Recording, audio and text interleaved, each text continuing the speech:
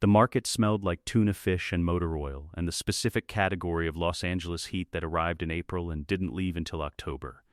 The motor oil came from the shop 2 blocks east, riding the Santa Ana on the mornings it moved through the neighborhood and settling into the walls and the counter and the backs of people's throats until it became indistinguishable from the air itself. The tuna fish was Mia's. She'd been making the same recipe since she was 14. Learned from a woman who had learned it from someone else, and the smell of it by midday was as fixed a feature of the market as the floor tile or the refrigerator that ran slightly loud. The heat was just Los Angeles being itself, flat and indifferent and present at full weight from the moment the sun cleared the roofline until well past the time it had any right to still be there. Dom was in the back, visible through the pass-through window to anyone who thought to look. Nobody thought to look. That was the point of the pass-through. It framed the kitchen without advertising it. You could see Dom from the counter if you were paying attention, and nobody who came into the market for lunch was paying attention to the pass-through. They were paying attention to Mia, to the board, to the refrigerator case. Dom paid attention to everything. The new face came through the screen door at 12:14 on a Thursday. Dom registered him in the time it took the door to close. Entry to read. 40 seconds, which was longer than he usually needed, and shorter than the read required. He gave it the full 40 because the subject was doing something interesting. He was performing casual extremely well. And performing something extremely well required enough underlying skill to be worth examining carefully. The boots were the first item. FBI issued tactical footwear, standard bureau procurement in the early 2000s before the agency moved to contractor choice. The Vibram sole pattern was a detail Dom had picked up during the Lompoc appeals process, when a bureau attorney had worn the same model to 6 consecutive meetings, the ease of a man who wore the same shoes to every professional engagement. The sole wore in a characteristic pattern at the outer heel and the ball of the foot, the wear pattern of a man who qualified regularly at a range and had been doing it long enough that the stance was in his feet. The subject was dressed down everywhere else. The boots were habit. Nobody remembered to change their feet. The second item, the eye movement. He entered, and his eyes moved in a sequence. Exits, the screen door behind him, the back hallway, the fire door visible beside the reach-in cooler. Then threats, the 2 mechanics from the shop east who were taking up most of the counter, Vince near the window, the general geometry of the room's population. Then neutrals, Mia, the board, the sandwich case. The sequence took 1.8 seconds. Then he relaxed into appearing casual, which was almost convincing. Almost, a civilian's eyes moved to the food, to the person behind the counter, to the board. Appetite drove the sequence. This one ran threat assessment before he thought about lunch. That was training. You could cover the boots. You couldn't cover the sequencing. Third item, the car. Dom had seen it pull to the curb through the market's front window 30 seconds before the subject came in. A modified Eclipse, clean, the kind of clean that came from a recent build rather than maintained cleanliness. The hood pins were unworn at the edges, the engine bay modifications carrying the faint chemical signature of fresh solvent that made it through the screen door when the subject did. Someone had assembled a performance car in the past 2 weeks, assembled it as a prop. A car that was built to be believed, rather than built to be used. Fourth item, the question about Dom's schedule. He folded it into conversation with Mia during the sandwich transaction, genuinely smooth, the kind of smooth that came from training and practice long past rehearsal. He wanted to know when Dom came in, when Dom left, whether the hours were regular. He framed it as interest in getting a car looked at. The questions were specific in a way that social curiosity was never specific. Social curiosity asked about people. Operational inquiry mapped windows. Dom went to the back office. He picked up the phone. He dialed Lompoc. The records officer at Lompoc had owed Dom a favor since 1994. The product of a situation Dom had managed quietly, and the officer had never found a way to repay until now. Dom had been patient with the debt. He had understood, even in 1994, that a debt held in reserve was worth more than a debt collected immediately. You called in debts when the moment was worth them. This moment was worth it. The call took 11 minutes. Dom listened more than he spoke. He asked 2 questions and received the answers to 6. Brian Matthew O'Connor, FBI, Operation Buster.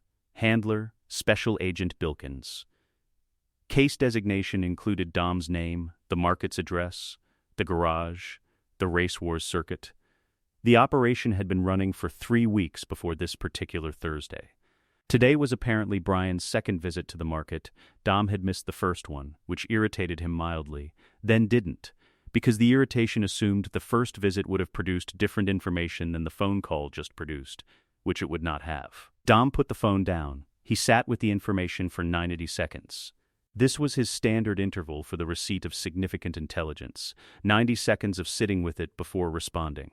Because the first response was always the emotional one, and the emotional one was rarely the correct one. A federal undercover operation in his house, in his family, in the market that smelled like Mia's tuna recipe and had smelled that way for 20 years. The 90 seconds ended. He went back to the pass-through. Brian was still at the counter, eating the sandwich with the careful appreciation of someone who'd been told it was worth ordering. Mia was refilling the coffee urn. Vince was 3 stools down, reading the racing news with the performative disinterest he used when he was actually paying close attention to something else. Dom looked at Mia through the window, a tilt of the head. Barely perceptible, the gesture he used when he meant something specific that didn't need words between the two of them. Don't charge him for the sandwich. She read it. She turned back to the counter. When Brian reached for his wallet, she waved it off. Brian thought it was generosity. It was the opening move. The fight with Vince was Dom's design and Vince's genuine anger, and the combination of those two things was what made it useful. Vince was suspicious of strangers by default. This was not a character flaw Dom had manufactured. It was a feature of Vince's temperament that had been present since childhood and had sharpened, not softened, over the years. Dom didn't create Vince's suspicion. He activated it. A quiet word before Brian arrived, passed to Vince at breakfast with no particular emphasis. New face, coming in today. Don't be friendly. That was all it required. Vince did the rest himself, and the anger in it was completely authentic. Dom watched from the back. The question he was asking had a specific answer he was looking for. An undercover federal agent in a pressured public confrontation had 2 available responses. He could go institutional. Produce authority through posture or language, or the controlled calm of a man who knew he had a badge in his pocket in a van 2 blocks away. Or he could go street, stand his ground, make himself costly to push, not back down, absorb the pressure and return it, without escalating above what the situation called for. Brian went street. The read was immediate and correct. Dom came out and stepped between them before it went further, not because Brian needed the intervention at that point, but because Brian had passed the test, and there was no operational value in letting a test completion turn into property damage. The separation was clean. Dom put a hand on Vince's shoulder, a pressure that communicated everything without producing anything Bilkin's van could log as relevant. Vince read it. He stood down. Brian straightened, settled, looked at Dom. Dom looked back. He thought, that's the one. We're going to do something with this. The FBI surveillance camera was in a utility box mounted on a power pole on the north side of the street. Positioned to capture the market's front entrance, the corner of the building where Dom's Charger was usually parked, and the sidewalk approach from the east that covered the most common foot traffic arrival vector. Dom had identified it 17 months ago, when the installation crew came through on a Wednesday afternoon in a city utility van that was a city utility van in every visible respect except for the work they were actually doing. He had noted the camera's placement. He had mapped its field of view over the following 2 weeks by walking the street at different angles and noting where the utility box's lens aperture stopped tracking him. The blind spot was a 40-degree angle from the northwest corner of the market's front window. He used it when he needed it. He did not use it now. He walked to the front of the market and stood in the camera's direct line of sight. He put his hands in his pockets. He looked at the utility box with the settled attention of a man who had already decided how to handle what he was looking at. Then he looked directly at the lens. He winked. Not for Bilkins. Not for the record.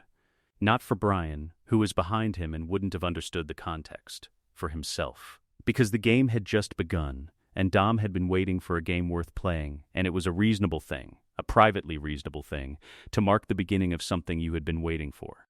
He turned back to the market. The screen door closed behind him. The tuna fish smell came back. The heat came back.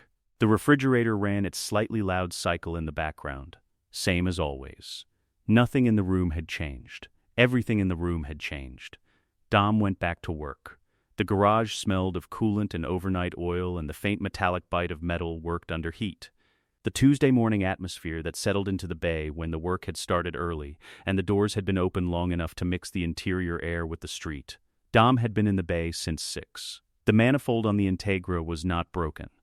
Dom had broken it himself, on a Tuesday afternoon, with a specific torque applied to a specific bolt at a specific angle that would produce a failure at high RPM under sustained load. Not immediately, that would read as sabotage to anyone watching.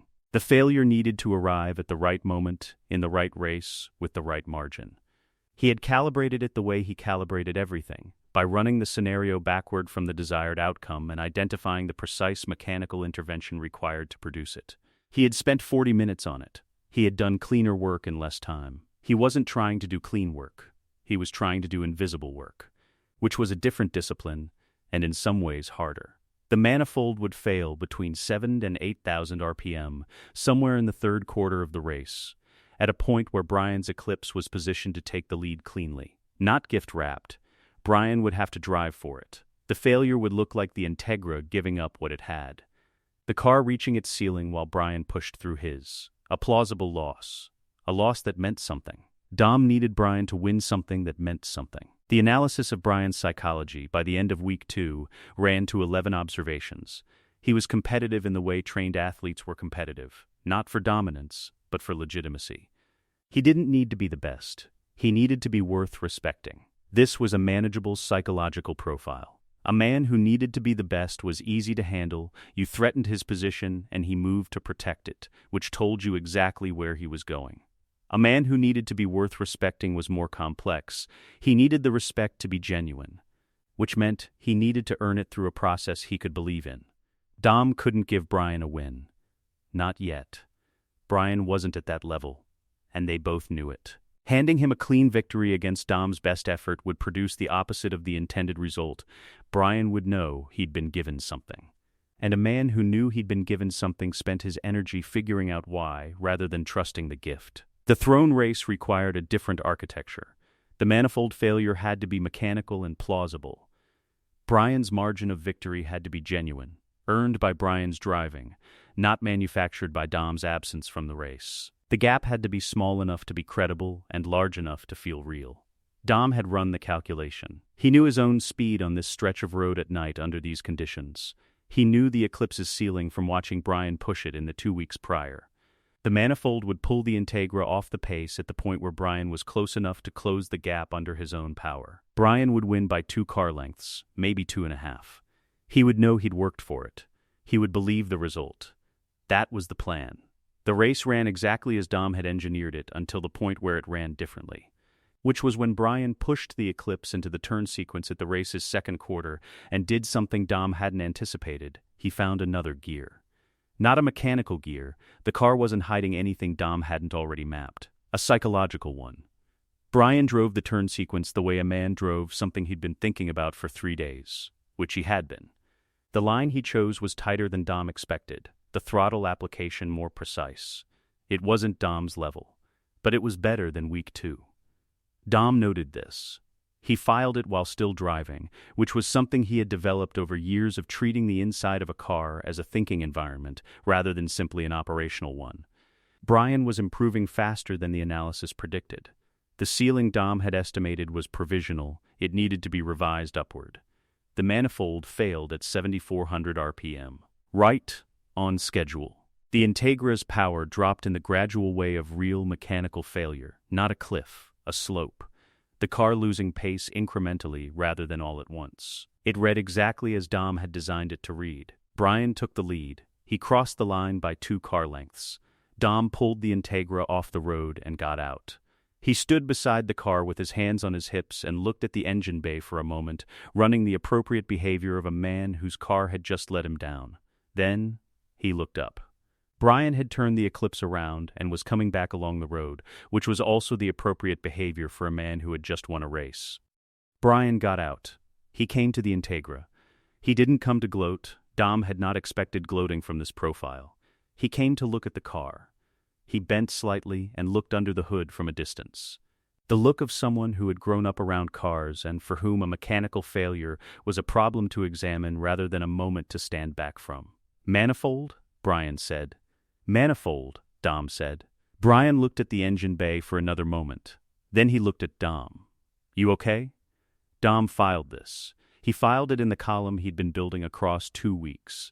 The column that was accumulating evidence toward a conclusion he hadn't reached yet, but could see the shape of from where he was standing.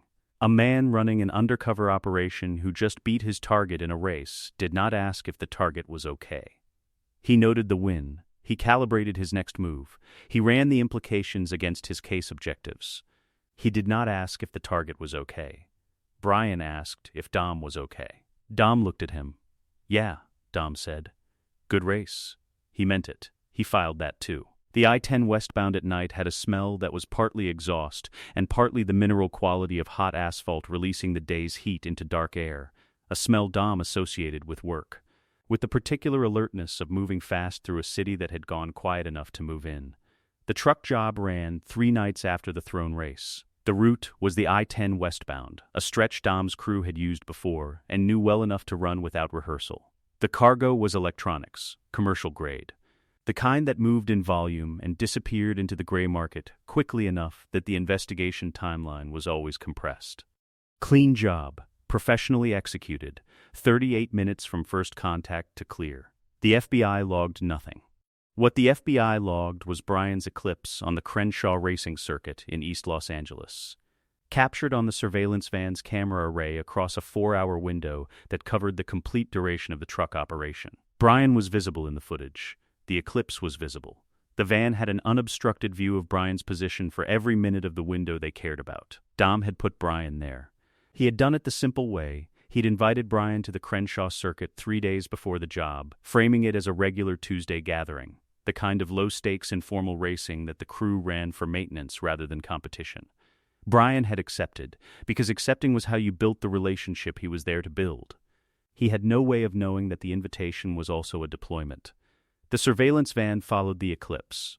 The van always followed the eclipse. The undercover's vehicle was the operation's primary positional anchor. Where Brian was, the van was. This was standard surveillance doctrine, and Dom had understood it since week 1 when he mapped the van's movement pattern relative to Brian's car. Brian raced at Crenshaw. The van watched Brian race at Crenshaw. Dom's crew ran the I-10 clean, 10 miles away, in a window the Bureau had inadvertently self-removed from by following the asset they trusted. Dom reviewed the crew's take in the garage at 2 in the morning.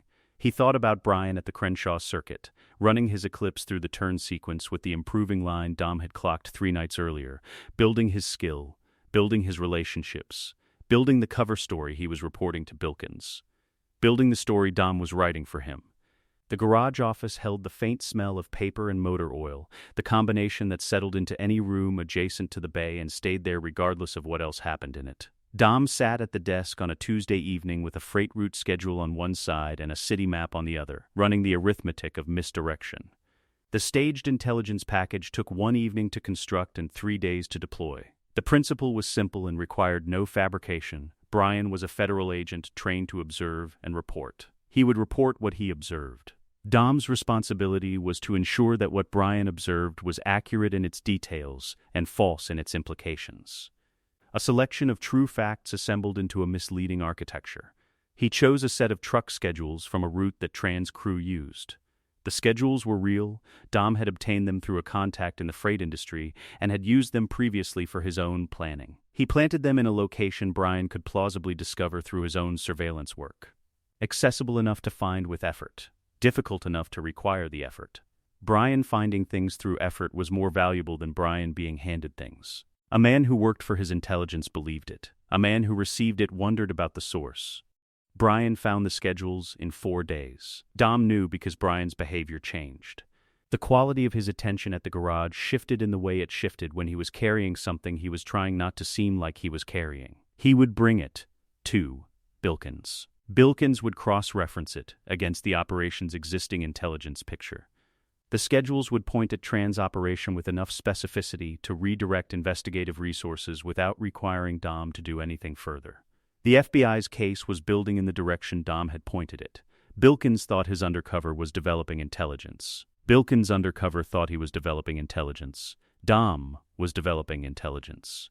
He was the only one who knew this. He was also, and this was the part he noted with an attention that was not quite pride and not quite something else, genuinely interested in what Brian was capable of when the conditions were right. The improving race line, the question about the car, the practiced smoothness that was getting less practiced and more genuine week by week. Dom had brought a federal agent into his family to use him. The federal agent was becoming something he hadn't budgeted for. He noted this.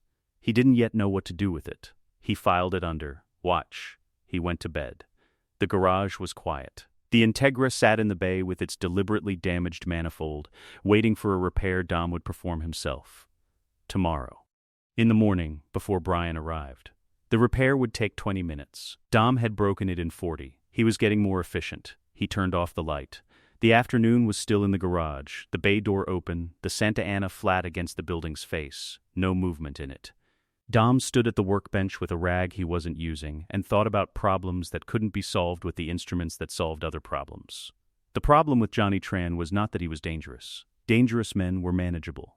You understood a dangerous man through his anger, where it pointed, how fast it moved, what it needed to feel satisfied.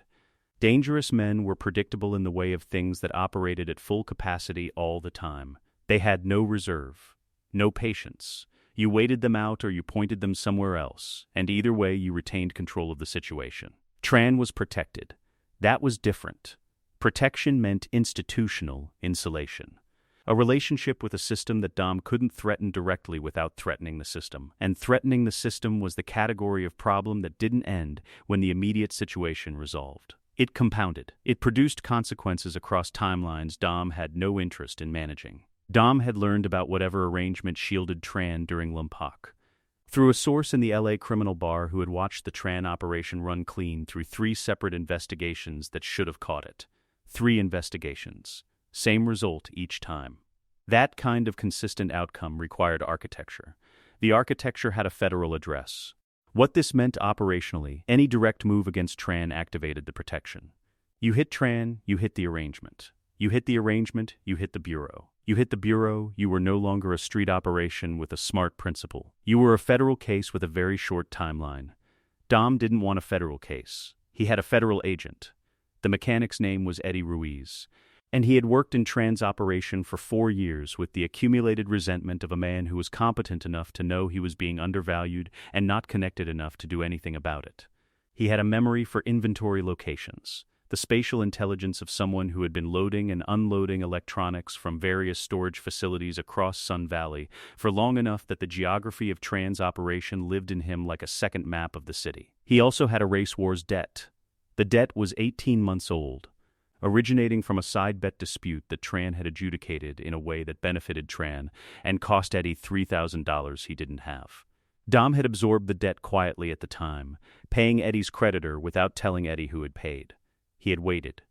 Debts held in reserve were worth more than debts collected immediately. He had established this principle with the Lompoc records officer, and he maintained it as a general operating rule. He called in the debt on a Wednesday morning at a diner in Burbank.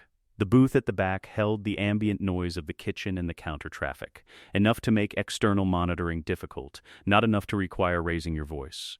Dom could watch both entrances without appearing to watch either. He had chosen the location for both reasons simultaneously. He asked for 2 things: the location of Tran's primary electronic storage, the current cache, active, stocked, and a specific date when the inventory would be at maximum volume, which was the date preceding a scheduled distribution run that Eddie would know about because Eddie always loaded the distribution vehicles. Eddie gave him both things in under 4 minutes. Dom bought him breakfast. He left first. He didn't look back. The architecture of what happened next required no direct action from Dom at all. This was the elegant version. The version Dom had run in his head across 3 days of planning before settling on it. The inelegant version involved Dom's crew acquiring the evidence themselves and finding a route to Bilkins through channels that introduced risk at every transfer point. The elegant version used Brian's own professional competence as the delivery mechanism. Dom created a situation. The situation. A casual conversation in the garage, 2 days before the event, in which Dom mentioned, as one mentions things that have no particular weight, that Tran had been moving a lot of product through Sun Valley lately. Not directly to Brian.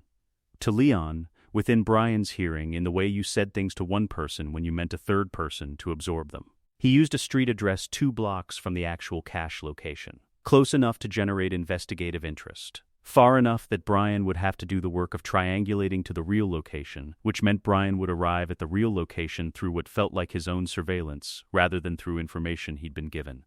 A man who worked for his intelligence believed it. Brian ran the surveillance over the following 48 hours. Dom knew this because Brian's pattern changed, the eclipse appearing in Sun Valley twice, on routes that had no racing circuit logic, at hours that made sense for reconnaissance and no other purpose. Brian found the cache on the second night. He brought it to Bilkins on a Thursday. Dom was on a rooftop in Sun Valley at 0545. He had a pastrami sandwich from a deli on Ventura that he had gone to specifically for this occasion, because the occasion warranted a good sandwich, and the Ventura deli made the best pastrami in the valley at a price that reflected the quality, which Dom found appropriate. He had also brought binoculars, a civilian pair, nothing tactical, the kind you'd use at a racetrack. He was a man watching the neighborhood from a rooftop with binoculars and a pastrami sandwich, and if anyone had looked at him they would have seen exactly that and nothing more. Nobody looked at him. The SWAT team moved on Tran's compound at 0600. The entry was professional.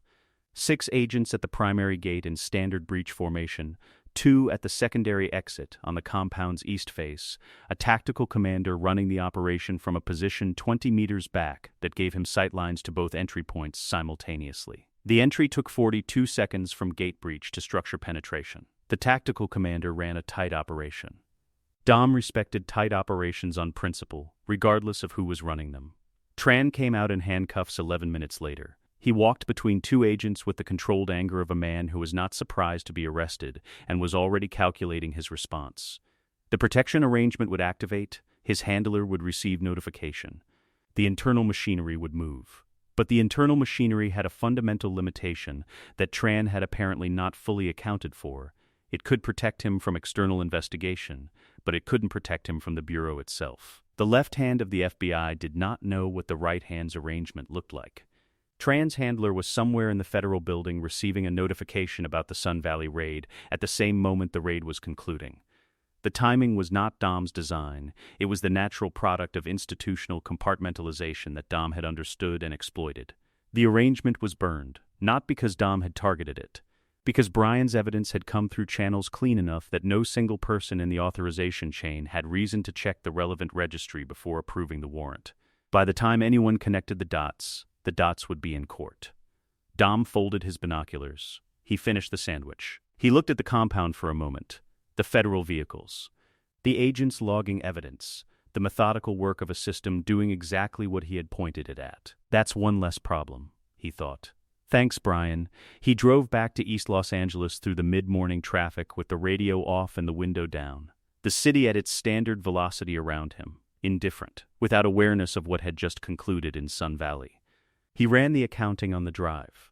Not because he needed to, the ledger was clear enough. He ran it because he ran it occasionally, not often, because the occasional version produced more honest accounting than never doing it, which produced rationalization, or doing it constantly, which produced paralysis. The occasional version allowed him to look at the thing clearly and then decide how to carry it.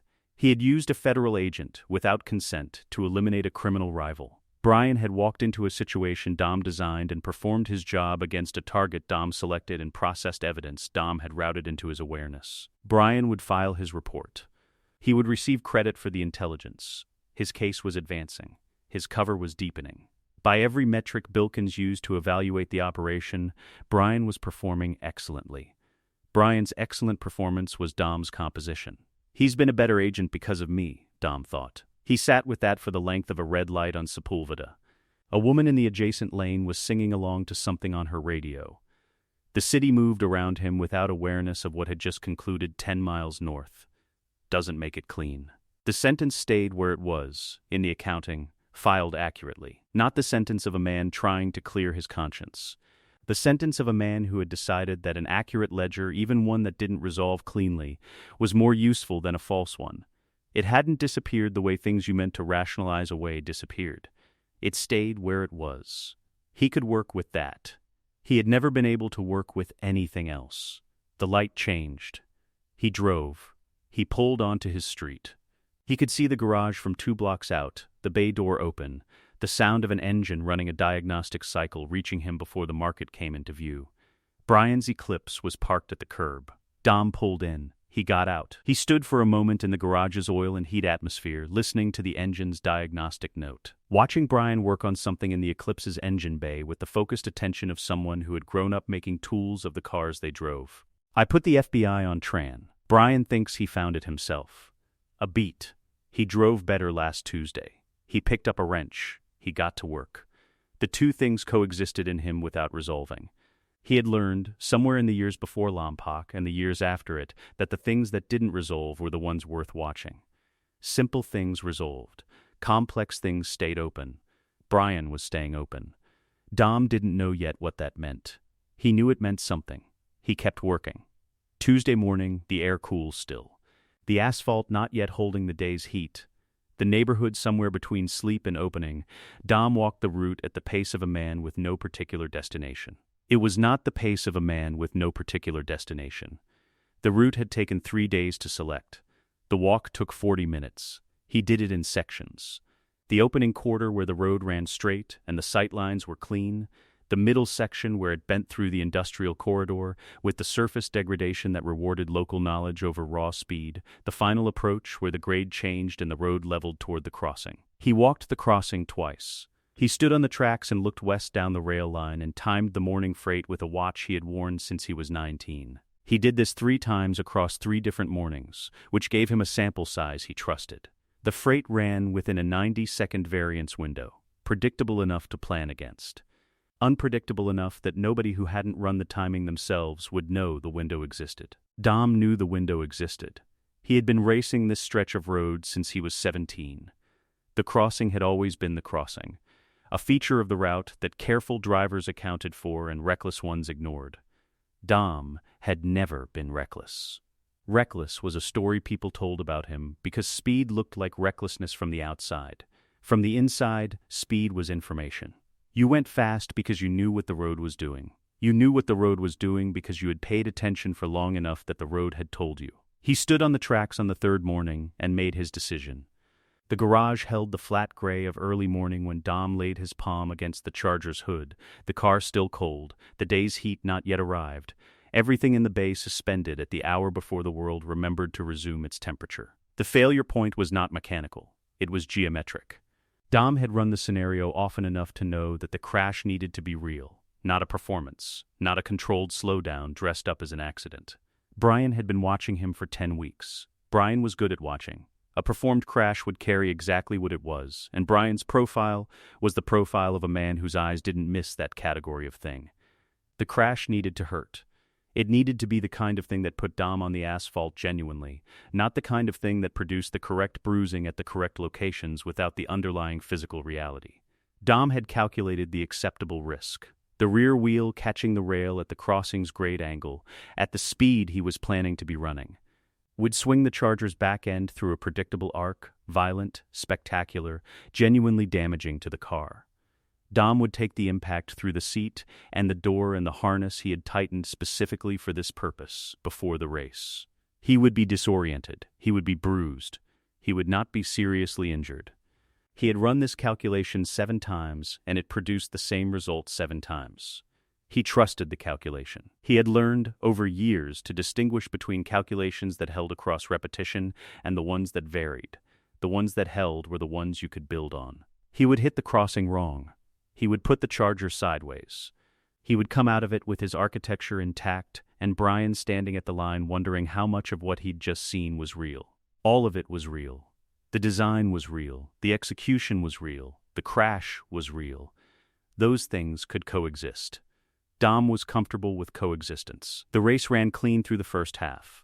Brian was driving the way he'd been driving since the Crenshaw circuit session a week prior, the improved line, the tighter throttle application, the manner of someone who had been working through the road between sessions and had arrived with answers. He was good, not Dom's level, but good in a way that was honest rather than performed, which Dom found consistently more interesting than the alternative, Dom ran at 80% and felt the gap between them close in the second quarter to something that could charitably be called competitive. He had not planned for the gap to be this small at this point in the race. He filed the variance and kept driving. The industrial corridor passed. The grade change arrived. The crossing appeared at the end of the straight as it always appeared. The rail line cutting across the road at its angle. The warning lights dark. The freight still 4 minutes out by Dom's internal clock. He had 30 seconds of straight road before the crossing. He ran the final scenario. Speed at crossing entry, sufficient. Rail angle, known. Charger's rear geometry, known. Impact sequence, planned. Brian's position, 3 car lengths back, close enough to see everything, far enough to stop safely. The calculation held. He hit the crossing wrong on purpose, in a way that produced no visible difference from hitting it wrong by accident, which was the standard Dom held all his deceptions to. The Charger went sideways.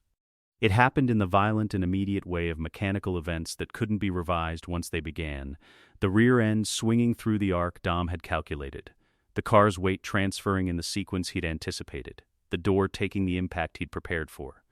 He felt it through the harness, through the seat, through the places in his body that had absorbed impacts before and knew how to sort them. The car stopped.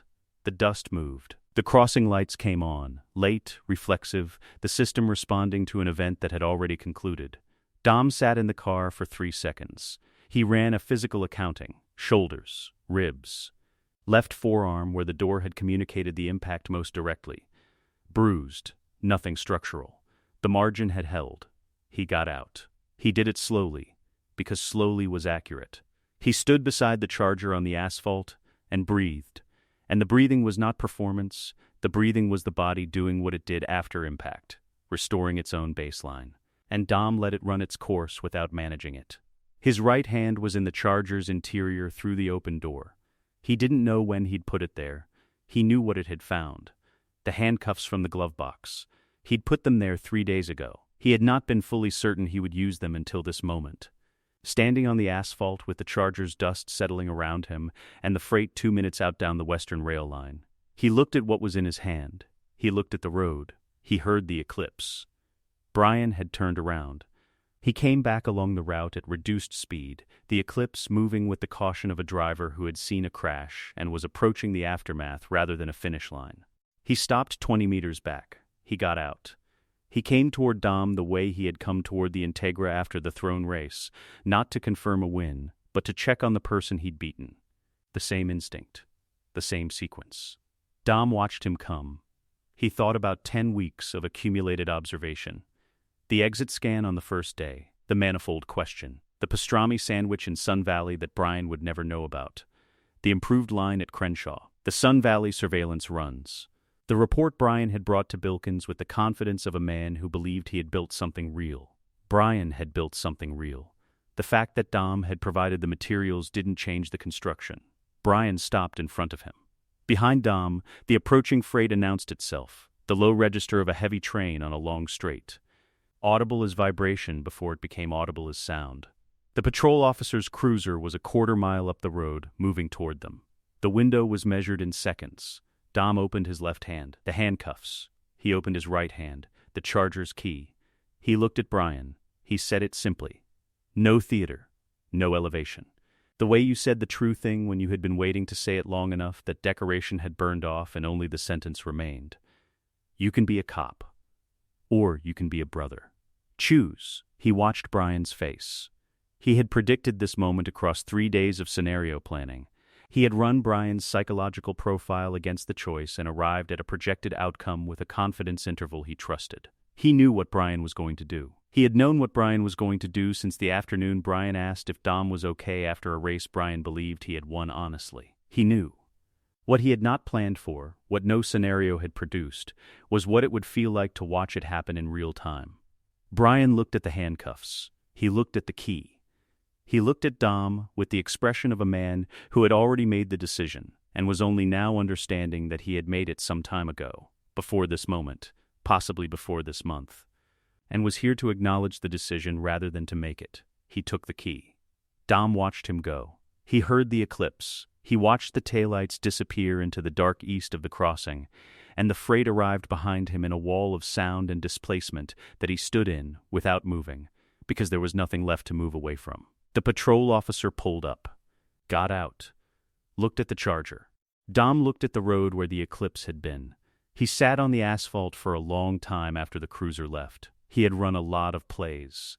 He had set a lot of traps. Most of them felt clean when they closed. You ran the math, you saw the result, you filed it, and moved to the next problem. The feeling was functional, satisfaction at correct execution, nothing more complex than that. This one didn't feel like that. It didn't feel dirty either. He would have recognized dirty. He had felt dirty before and knew its quality, the low-grade contamination of an action that produced the right result through a method that cost something you couldn't recover. This felt like something beginning. He sat with that. He didn't know what to do with something beginning. He had written plans for a converted asset, a managed federal operation, 18 separate outcomes of this specific moment, contingencies he had run and filed and trusted. None of them had produced this. He had not written a plan for standing on the asphalt at a train crossing in East Los Angeles, feeling like something had started that he had not engineered. The freight was gone. The crossing was quiet. The Charger sat at its angle with its damage that was real, because everything about this had been real, including the part Dom hadn't planned. He looked east where the Eclipse had gone. I got the brother, he thought. I didn't calculate this part. He sat with that for a long time. Then he stood up. He put the handcuffs in his jacket pocket. He took out his phone. He called Mia. I need a tow on the crossing, he said. Yeah, I'm fine. A pause. I'll explain later. He put the phone away. The night held its particular LA quality, the heat still in the ground even at this hour, the sky its particular orange-gray, the city doing what the city did without awareness of what had just occurred at a train crossing in one of its unremarkable eastern stretches. Dom waited for the tow. He was already thinking about tomorrow. The Toretto house had a sound in the evenings when it was running well, the overlap of conversation and plates, and the particular rhythm of people who had decided, without discussion, to be in the same room. Dom had grown up inside that sound. He had spent years making sure it continued to exist. Roman Pierce entered Dom's operational awareness on a Thursday evening in the 4th week of the undercover. It happened the way useful information often happened, not through a designed extraction, not through surveillance or source cultivation, but through proximity and patience, and the willingness to let people talk without filling the space they needed to fill.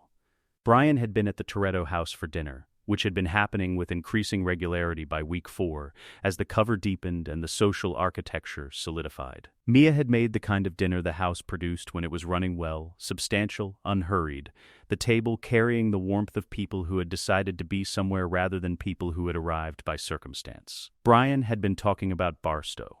Not strategically, Dom had learned to distinguish Brian's strategic conversation from his genuine conversation.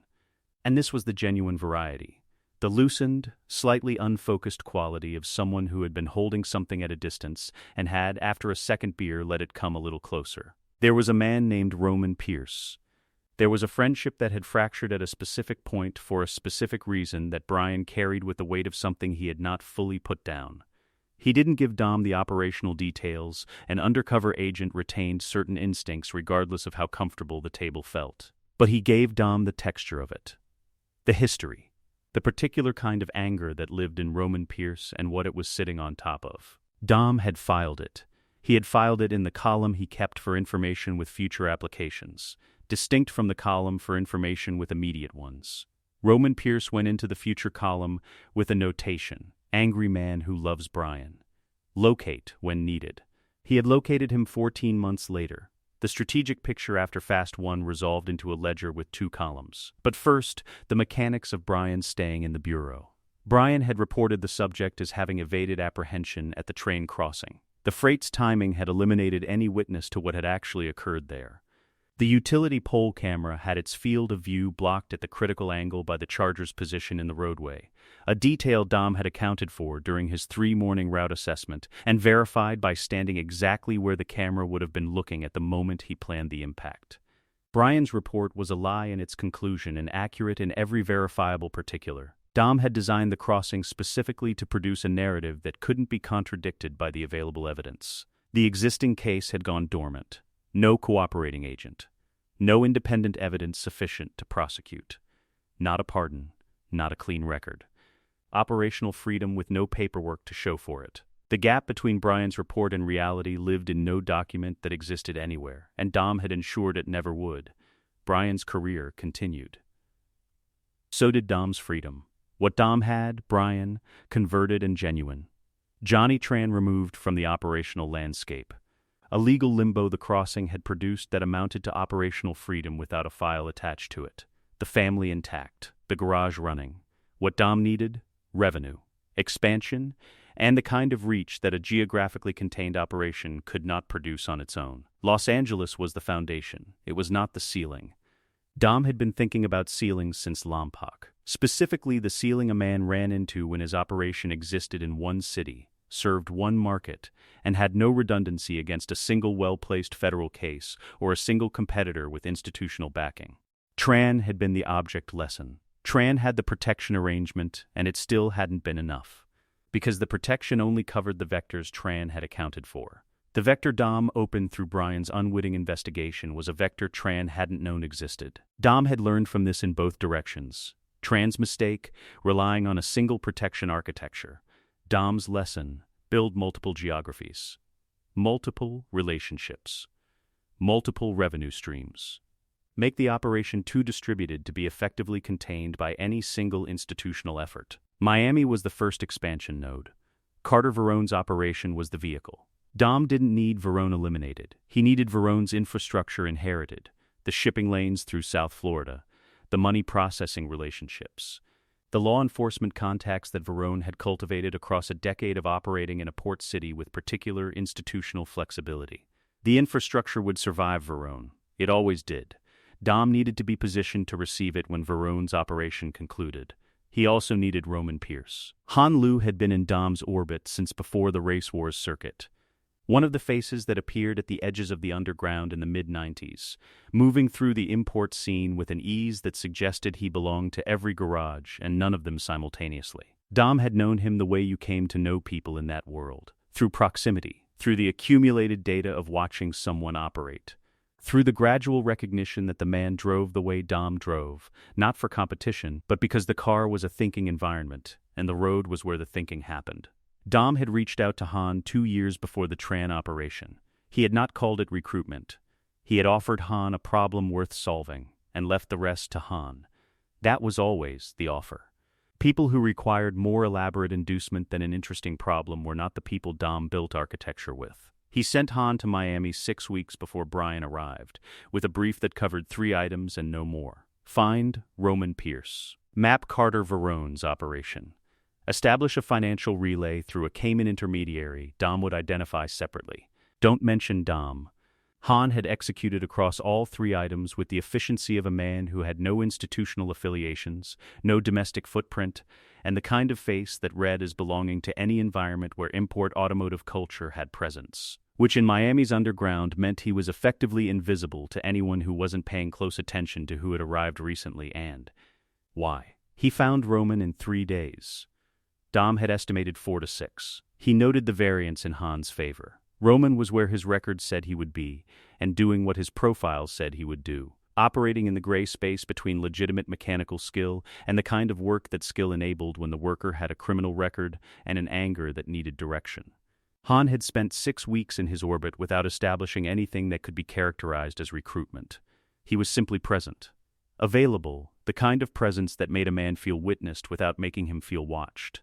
By the time Brian arrived in Miami, Roman was already oriented towards something larger, without knowing what it was or who had been calibrating the orientation. He was ready to be reached, without knowing he was ready. That was the preparation. It had no fingerprints. Han melted away when Brian appeared. This was also planned. Han's continued presence after Brian's arrival would have been a variable Dom couldn't manage remotely. And Dom had learned from the Tran operation that variables you couldn't manage remotely needed to be removed before they became problems. Han left Miami the morning Brian made contact with Roman. He sent Dom a single text before his flight departed. Angry, as advertised. Loves him underneath it. Your read was correct. Dom read it in the garage at 6 in the morning with a cup of coffee that had gone slightly cold. He looked at the text for a moment. His read was almost always correct. He had stopped being surprised by this.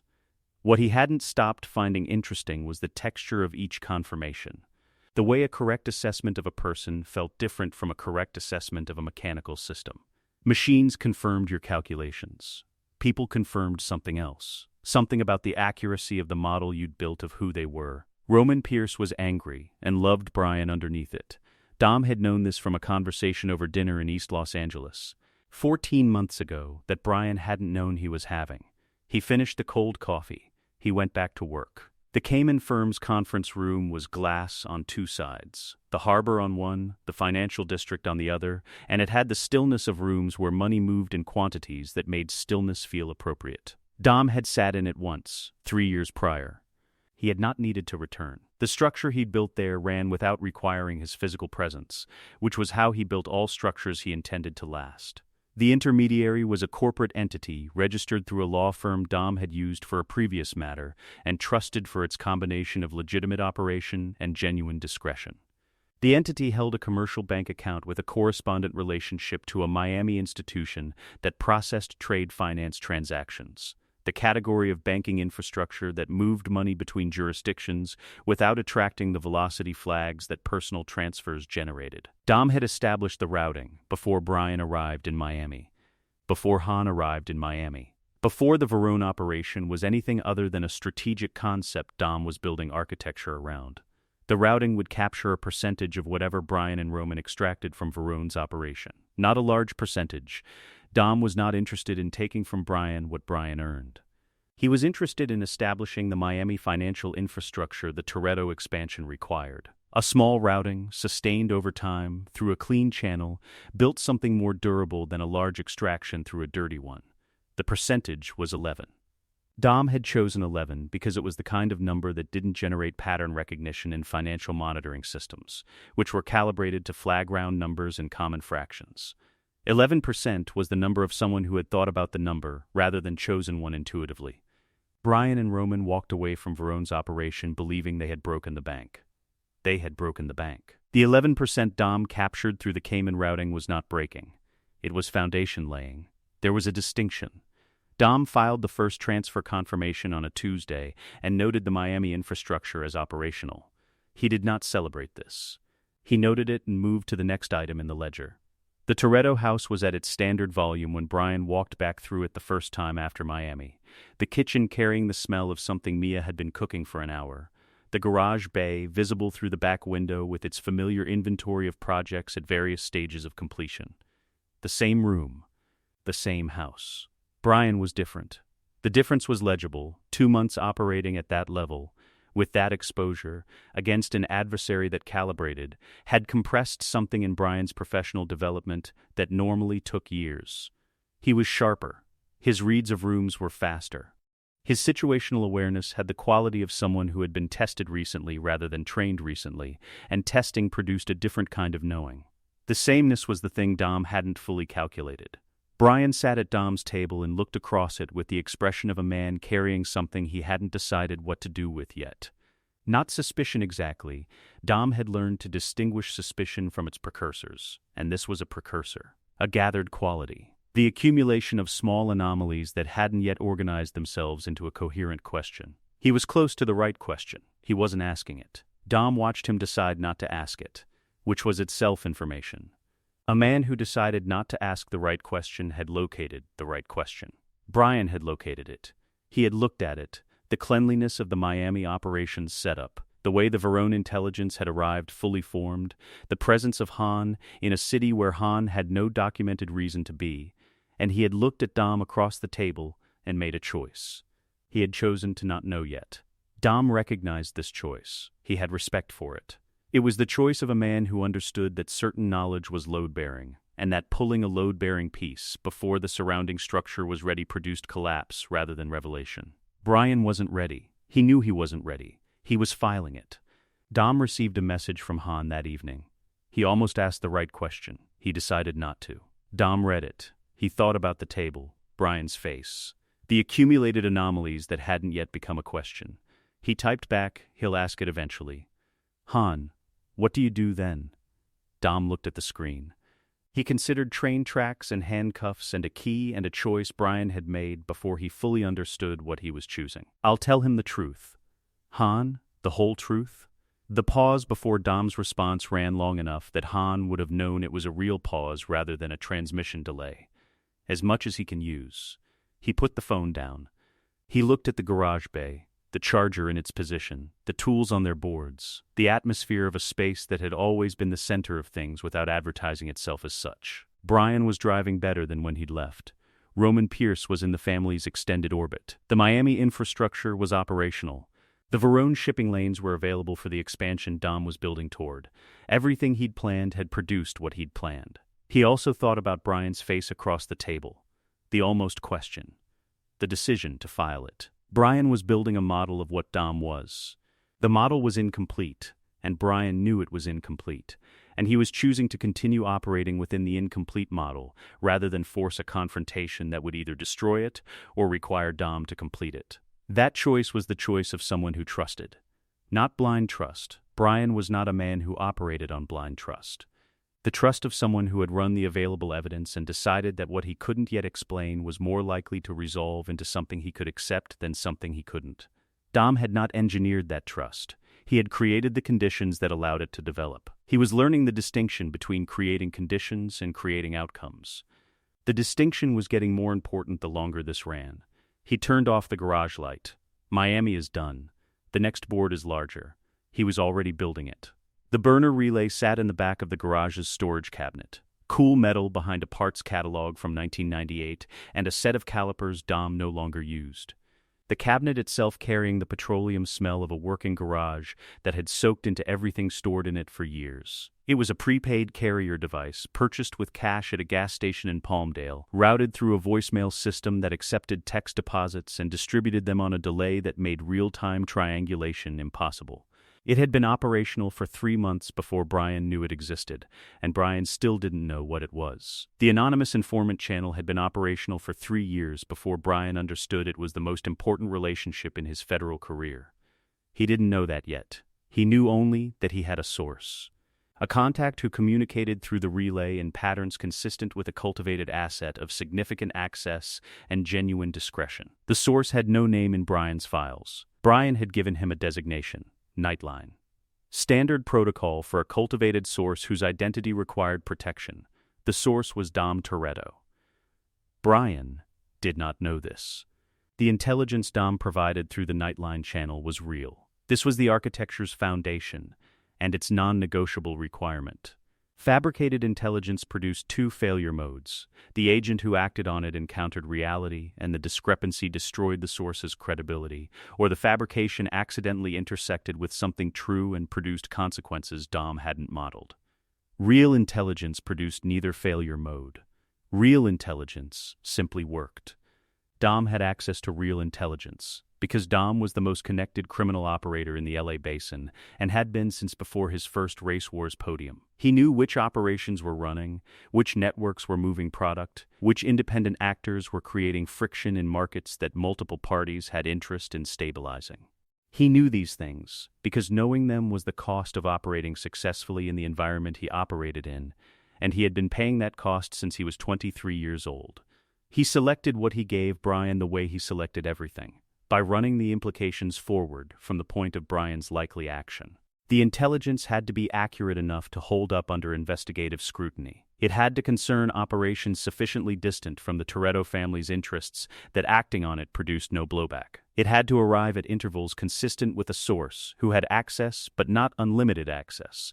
Too much too fast read as manufactured. Too little too slow read as low value. He had calibrated the interval at once every 3 weeks, with variants introduced randomly by delaying some transmissions by 4 days and accelerating others by 2. The variants made the pattern look organic. Organic patterns didn't generate source review requests. Brian brought the Nightline intelligence to his cases, and his cases cleared. His cases cleared, and his reputation built. His reputation built, and his access deepened. Better assignments, higher clearance briefings, the professional gravity that accumulated around an agent whose instincts were consistently good. Brian's instincts were consistently good because Dom was consistently providing the raw material that Brian's genuine instincts processed into results. The raw material was Dom's. The processing was Brian's.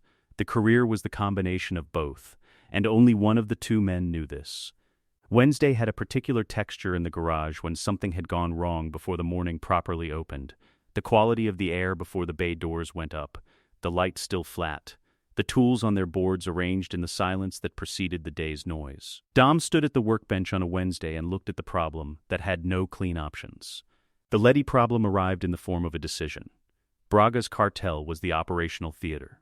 Letty had identified a vector, an infiltration route into Braga's distribution network that her profile could access in a way no federal asset could.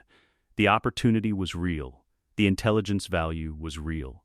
The danger was of a category that Dom had run against every other variable and could not make acceptable. He ran the scenario tree for 4 days. The first branch: don't send her. The cartel's internal information dried up. The operation against Braga ran on publicly available intelligence and Brian's cultivated sources.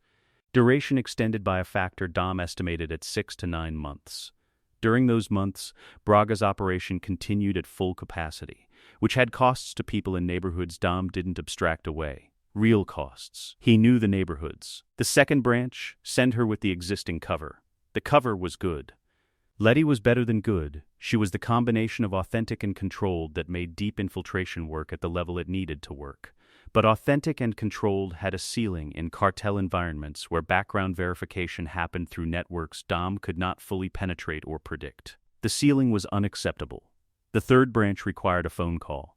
He made it from the prepaid relay on a Thursday morning, routed through the Nightline channel, arriving in Brian's voicemail system with the standard deposit delay. The message was precise and brief. A name, a physical description, a criminal history that was accurate and carefully selected.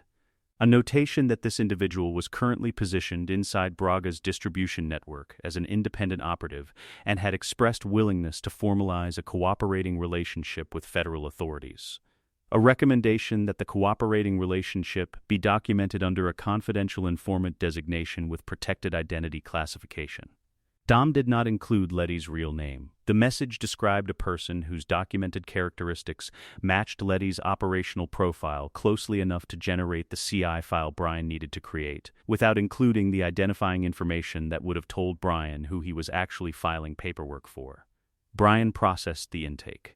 He ran the administrative authorization through the system he managed. He signed the CI designation for a protected asset he had never met and whose real identity he did not know. The file was real. The authorization was real. Brian's signature was real. What was not real was the fiction that Brian had cultivated this source independently. What was not real was the fiction that Dom had no involvement in the administrative outcome. The federal CI designation produced what Dom needed it to produce: a flag in the law enforcement database system that classified Letty as a protected intelligence asset under active federal cooperation.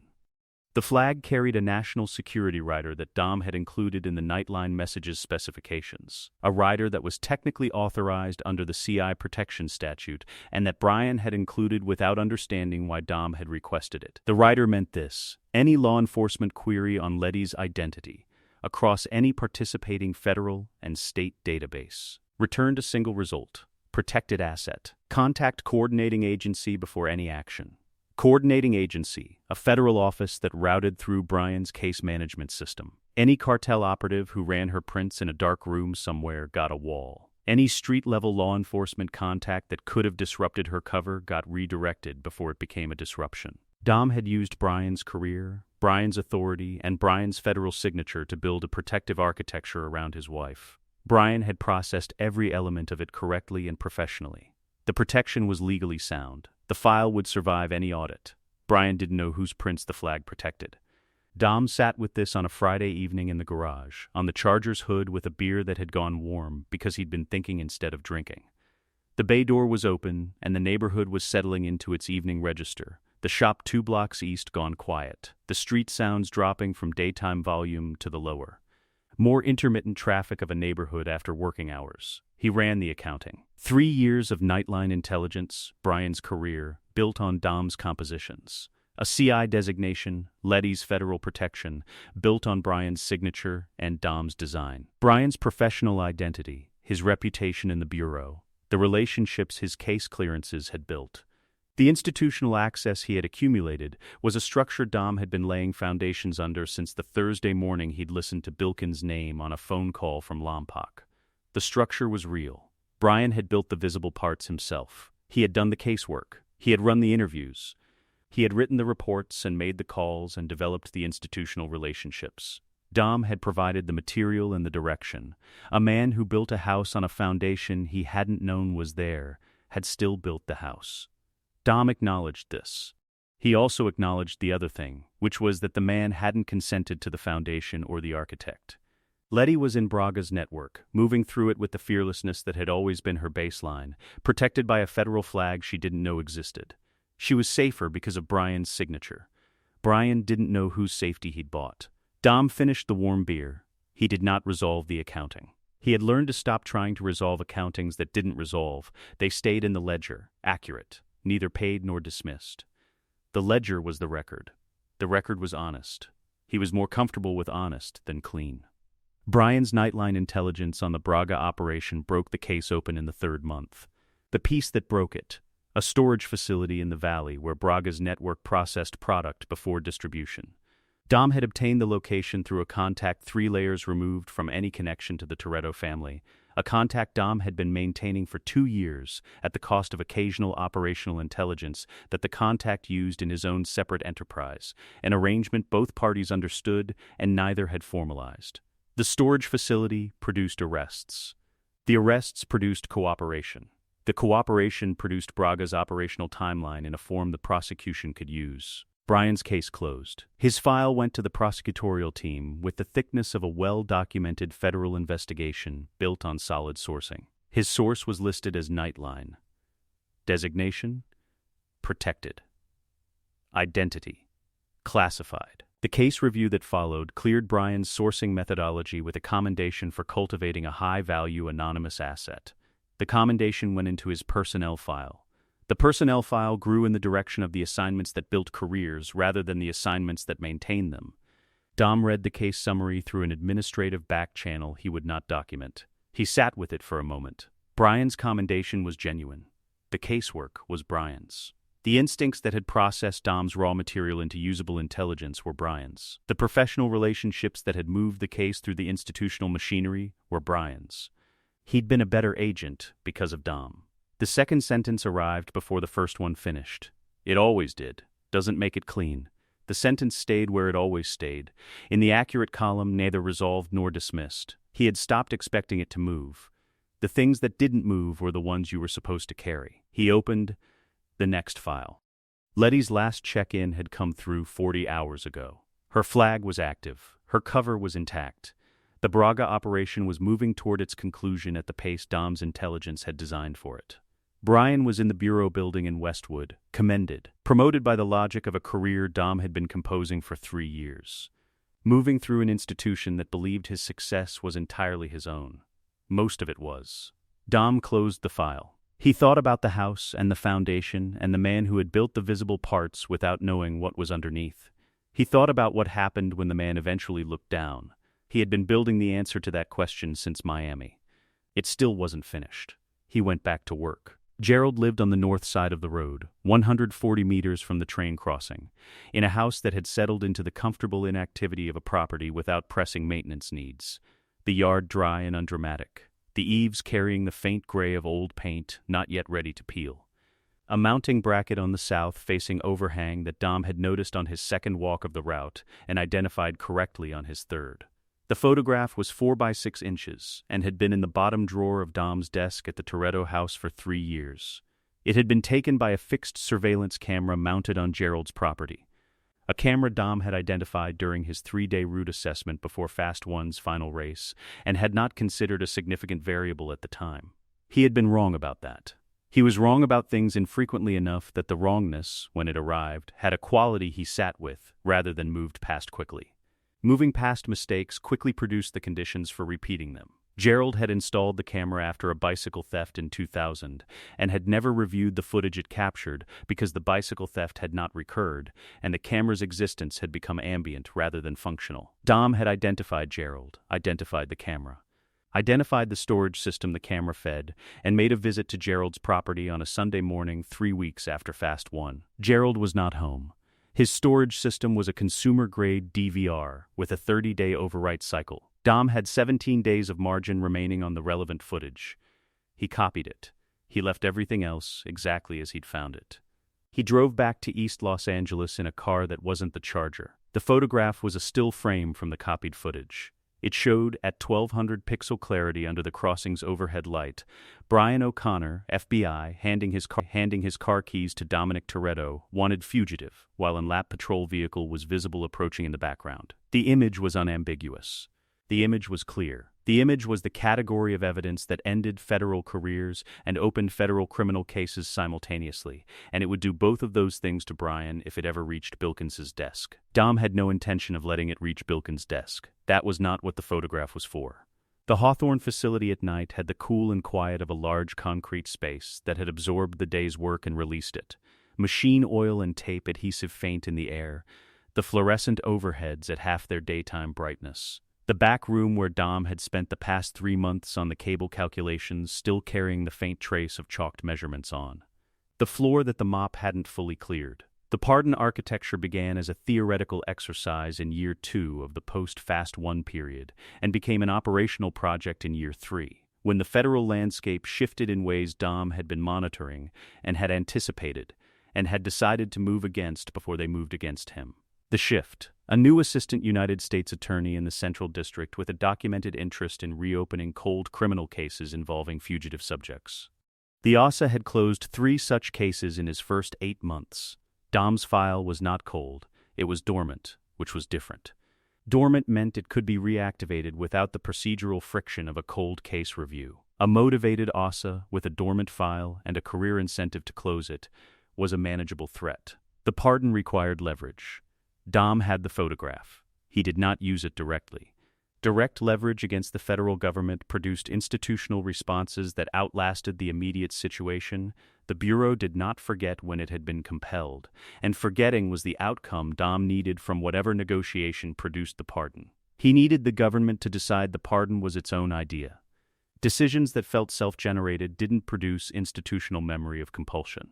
The Nightline channel carried the photograph's existence, not the photograph itself, not a copy, not a description precise enough to be actionable, in a message to Brian's voicemail carefully constructed to communicate a significant federal exposure without specifying its nature. The message suggested that the anonymous source had become aware of documentation that, if it reached specific parties, would create significant complications for an ongoing federal relationship. The phrasing was deliberate. Ongoing federal relationship. Brian would read this as a source protection issue, standard concern in CI management. Brian would take it to his supervisory chain as a routine matter of source security. His supervisory chain would take it to the office that managed source exposures at the regional level. That office would flag it to the relevant prosecutorial authority. The relevant prosecutorial authority would assess the risk to the federal relationship and determine that the cost-benefit of pursuing a dormant case against a fugitive with no current threat profile was unfavorable relative to the cost of a source exposure that could compromise active operations. The pardon would move. Dom knew it would move because he had run the institutional logic 17 times and it resolved the same way each time. Institutions made decisions based on cost-benefit calculations, not principles. The principle was pursue the fugitive. The calculation was preserve the source relationship. The calculation always beat the principle in the middle management layers where these decisions actually lived. He had the pardon before the crew boarded their flights to Rio. He told no one. The back room of the Hawthorne facility had a rectangle of blue masking tape on its concrete floor, the exact interior dimensions of Reyes's vault, laid with a measuring tape and a level across 3 evenings in December. The tape had yellowed at the edges in the months since. The chalk marks from the cable arc calculations were still faintly visible where the cleaning hadn't reached them. The vault had been Dom's project for 6 months before the crew assembled. He had obtained Reyes's operational documentation through a contact in São Paulo's criminal bar, a lawyer who had represented 3 of Reyes's mid-level associates in separate proceedings, and had accumulated, through the standard mechanics of criminal defense work, a significant understanding of how Reyes moved his capital. The contact had a debt to Dom originating from a matter Dom had handled during the post-Fast 1 period that had required discretion and had received it. Dom had held the debt for 2 years. The debt produced vault construction specifications. The specifications came from a São Paulo architectural firm that had done the installation work and whose billing records the lawyer had accessed through a separate legal matter involving the firm's principal. The records included load-bearing tolerances, anchor point specifications, and the vault's dimensions to the centimeter. Dom had built the tape model using those specifications. Not a scale model, a full geometry model. Actual dimensions on the floor, the physical space of the vault represented in the space he occupied every day for 3 weeks. He ran the cable calculations in the back room. The math was the math. Vault weight, cable tensile rating. The physics of a drag at operational speed on a wet São Paulo surface. He pulled the São Paulo rainfall data for the operational week from a meteorological archive and found that March in that district averaged 2.3 rain events per week. He built the probability of wet asphalt into the calculation. The vault drag would work. It would work if the cable lengths were correct and the attachment geometry was correct, and the arc was initiated from the right approach angle on the right span of the bridge. He had identified the correct span 3 weeks before the crew assembled. The crew improvised their way through Rio. Dom knew every step before they took it. Rio in late March carried the heat of a city that lived at sea level and had long since stopped apologizing for it. The humidity off the bay sitting in the lower streets. The exhaust of the city mixing with something tropical underneath it. The air pressing at a weight that never fully lifted, regardless of the hour. Dom had been on the ground 6 days when Hobbs's vehicle appeared in the operational picture. Hobbs arrived and Dom recalibrated without visible adjustment, which was how Dom made all his recalibrations. The recalibration was genuine. Hobbs was not a variable Dom had fully accounted for, which was information Dom filed about his own modeling rather than a disruption to the operational architecture. The model had a gap. The gap was a man of Hobbs' capability. Dom updated the model. The Hobbs negotiation ran differently from every other negotiation Dom had conducted across 15 years of operational life. The difference was this: it was direct. Dom didn't manage Hobbs. He assessed Hobbs in the first 4 minutes of contact, and understood that management was not available as an instrument. Hobbs was the kind of person who processed information accurately regardless of how it was packaged. You could wrap the thing in whatever framing you chose, and Hobbs would unwrap it before you finished the sentence. The framing was not the instrument. The facts were the instrument. Dom used the facts. Here was the crew's capability. Here was Reyes's threat profile. Here was the operational problem that neither of them could resolve from their current positions without the other. Here was the proposed arrangement. No theater, no management. The thing itself, stated plainly. Hobbs said it was the most straightforward conversation he'd had with a wanted man. Most wanted men are scared, Dom said. When you're not scared, you can just say the thing. He meant it. He was not scared. He had not been scared since he understood, 3 years ago, that the photograph in the bottom drawer of his desk was the instrument that made fear optional. The arrangement was made. The vault ran. Brian found out in the garage, 3 weeks after Brazil. On an evening when the light was going gold through the bay door and the city was doing what it did at that hour, cooling slightly, the exhale of a place that had been holding its heat all day and was finally releasing some of it. Dom had been waiting for him to ask the right question. Brian had been building toward it since Miami. The Miami almost question had been the precursor. The Rio operation had provided too much clean intelligence, too many convenient turns, too many moments where the path had appeared exactly when a path was needed. Brian was too good to not notice. He had been noticing and filing it, and the filing had reached its capacity. He asked it plainly. Dom had expected him to be oblique about it. He wasn't. How long have you been ahead of this? Dom looked at him. He took the photograph from his jacket pocket. He had been carrying it for a week, waiting for the moment, and put it on the workbench between them. Brian looked at it. He was quiet for a long time. Dom let the quiet run because the quiet was working, and interrupting something that was working was the category of mistake that cost more than it appeared to cost in the moment. You had this the whole time, Brian said. 3 years. You never used it. I told you. Dom sat on the workbench, not across from Brian but beside him, a deliberate positioning. Beside was not the geography of a man presenting leverage. It was the geography of a man accounting for something. Leverage only works on people you're willing to lose. I was never willing to lose you. Brian looked at the photograph. He looked at the garage. He looked at the gold evening light through the bay door with the expression of a man recalibrating the geometry of a very long period of time. "The pardon," he said, "in Rio." "The pardon was filed before we arrived in Rio," Dom said. "I had it before the crew knew there was a plan." The vault. 6 months of preparation. The cable calculations were done in this facility. The bridge approach was selected from the construction specifications. Dom paused. "I had your measurements before you knew what we were measuring." Brian sat with this. The discipline of a man who had developed, across years of good instincts, the capacity to absorb significant information before responding to it. "The tuna sandwich," he said finally. "The tuna sandwich," Dom said. The full shape of it landed across Brian's face the way things land that are simultaneously revelatory and retrospectively obvious. Each element of the 15-year architecture clicking into its correct position, the whole picture assembling itself from pieces that had been present all along in a configuration Brian hadn't been able to see, because seeing it required standing. In a position he hadn't occupied until now. He was occupying it now. Dom watched him occupy it. Then Brian did something Dom had not calculated and had not prepared for, and which, in its quality, was the most useful data point Dom had produced in 15 years of accurate modeling. He laughed. Not the laugh of a man who had been humiliated, or the laugh of a man who didn't know what else to do. The genuine laugh, the kind that came from somewhere below the chest. The laugh of a man who had found something true enough that the body's first response was involuntary joy at the recognition. He laughed, and then he looked at Dom and shook his head slowly. "You're unbelievable," he said. He meant it as a complete sentence, not a judgment, an accurate description. Dom looked at him. "Yeah," he said. He meant it too. Tuesday mornings had a fixed sequence in the Toretto garage: the registration retrieval, the fuel check, the visual scan of the bay that took 30 seconds and caught problems before they became problems. Dom had run the sequence since his early 20s. The cars that didn't fail were the cars that were checked before they had reason to fail. He opened the glove box on a Tuesday and found, underneath the registration, a folded piece of paper that had not been there the previous Tuesday. He did not look around.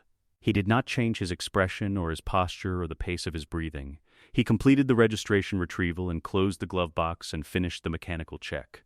Then he went inside and sat at the kitchen table and unfolded the paper. A time. A location. A single sentence beneath them. "I've been watching what you're doing with the Fed." No signature. No agency designation.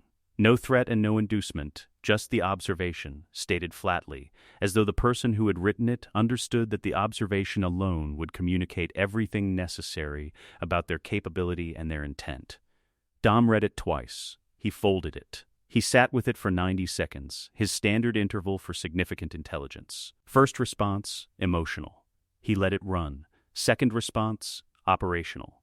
He examined it. Someone with access to his vehicle had been watching long enough to have a formed opinion about what they'd seen. The note's restraint was itself information. A threat would have announced itself as a threat. This was an introduction. An introduction required a response. He thought, "I've been waiting for this too." He took out his phone and confirmed the time of the meeting. The Victorville Diner sat on a state highway 2 hours northeast of Los Angeles, surrounded by the high desert's particular quality, flat light reaching everything without obstruction, every surface equally lit, no shadow anywhere the sun hadn't already mapped. It was the geography of places that existed between things rather than as things themselves. Not a destination, not a waypoint. A place trucks passed through and travelers stopped in briefly for coffee that was functional rather than good. Dom arrived 7 minutes early. He walked the parking lot before going in. 6 vehicles. None of them carrying the deliberate plainness of surveillance transport. He noted this as information rather than reassurance and went inside. He took the booth at the back. The man arrived 7 minutes after Dom, which told him 2 things. He had been watching Dom's arrival from a position Dom hadn't identified. And he had waited long enough after Dom sat down to establish that he could have moved at any moment of his choosing. 7 minutes was the interval of a man communicating patience without performing it. He was older than Dom had estimated from the description. Not old, the particular efficiency of movement that came from running at high capacity for a very long time. Every gesture the correct size for the situation. Nothing larger, nothing smaller. Dom recognized this quality because it was his own quality, and he knew what it cost to develop. The man sat across from Dom without preamble. He looked at the menu for 3 seconds, long enough to read it, short enough to communicate that the menu was not what he'd come for. He ordered coffee from the server without looking up. Then he looked at Dom.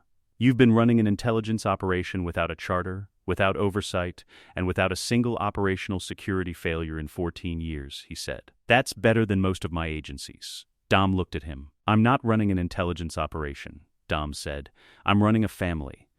The man's name, Dom would learn later, was Nobody. Not a designation, not a cover, simply what people called him. A name that had accumulated around him the way names accumulated around people who had occupied a particular kind of institutional space for long enough that the institution had decided to formalize their invisibility by giving them a name that confirmed it. "The distinction's smaller than you think," Nobody said. "It's not small at all." Nobody looked at him with the assessment of a man who had spent decades evaluating people across tables and diners and aircraft and the backs of vehicles in various locations where the furniture was incidental to what was actually happening. He was running Dom's profile in real time. Dom let him run it. He had nothing to hide from the assessment. He was exactly what the assessment would produce. "You identified the undercover agent in 40 seconds, Nobody said.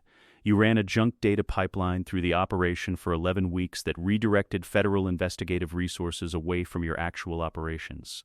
You used the same undercover agent to eliminate a protected informant through the Bureau's own institutional blind spots. You then converted the agent to a permanent asset, built a career architecture around him, and used his federal signature to generate protective documentation for your family's operational personnel." He looked at Dom. All of this while running clean. No prosecutions, no operational failures, no exposure. Dom said nothing. "The last 3 directors of 3 separate agencies couldn't produce that record," Nobody said, "with full institutional resources. They had chairs," Dom said. "Chairs make you think about the chair." Nobody looked at him. "What do you think about?" "The family," Dom said.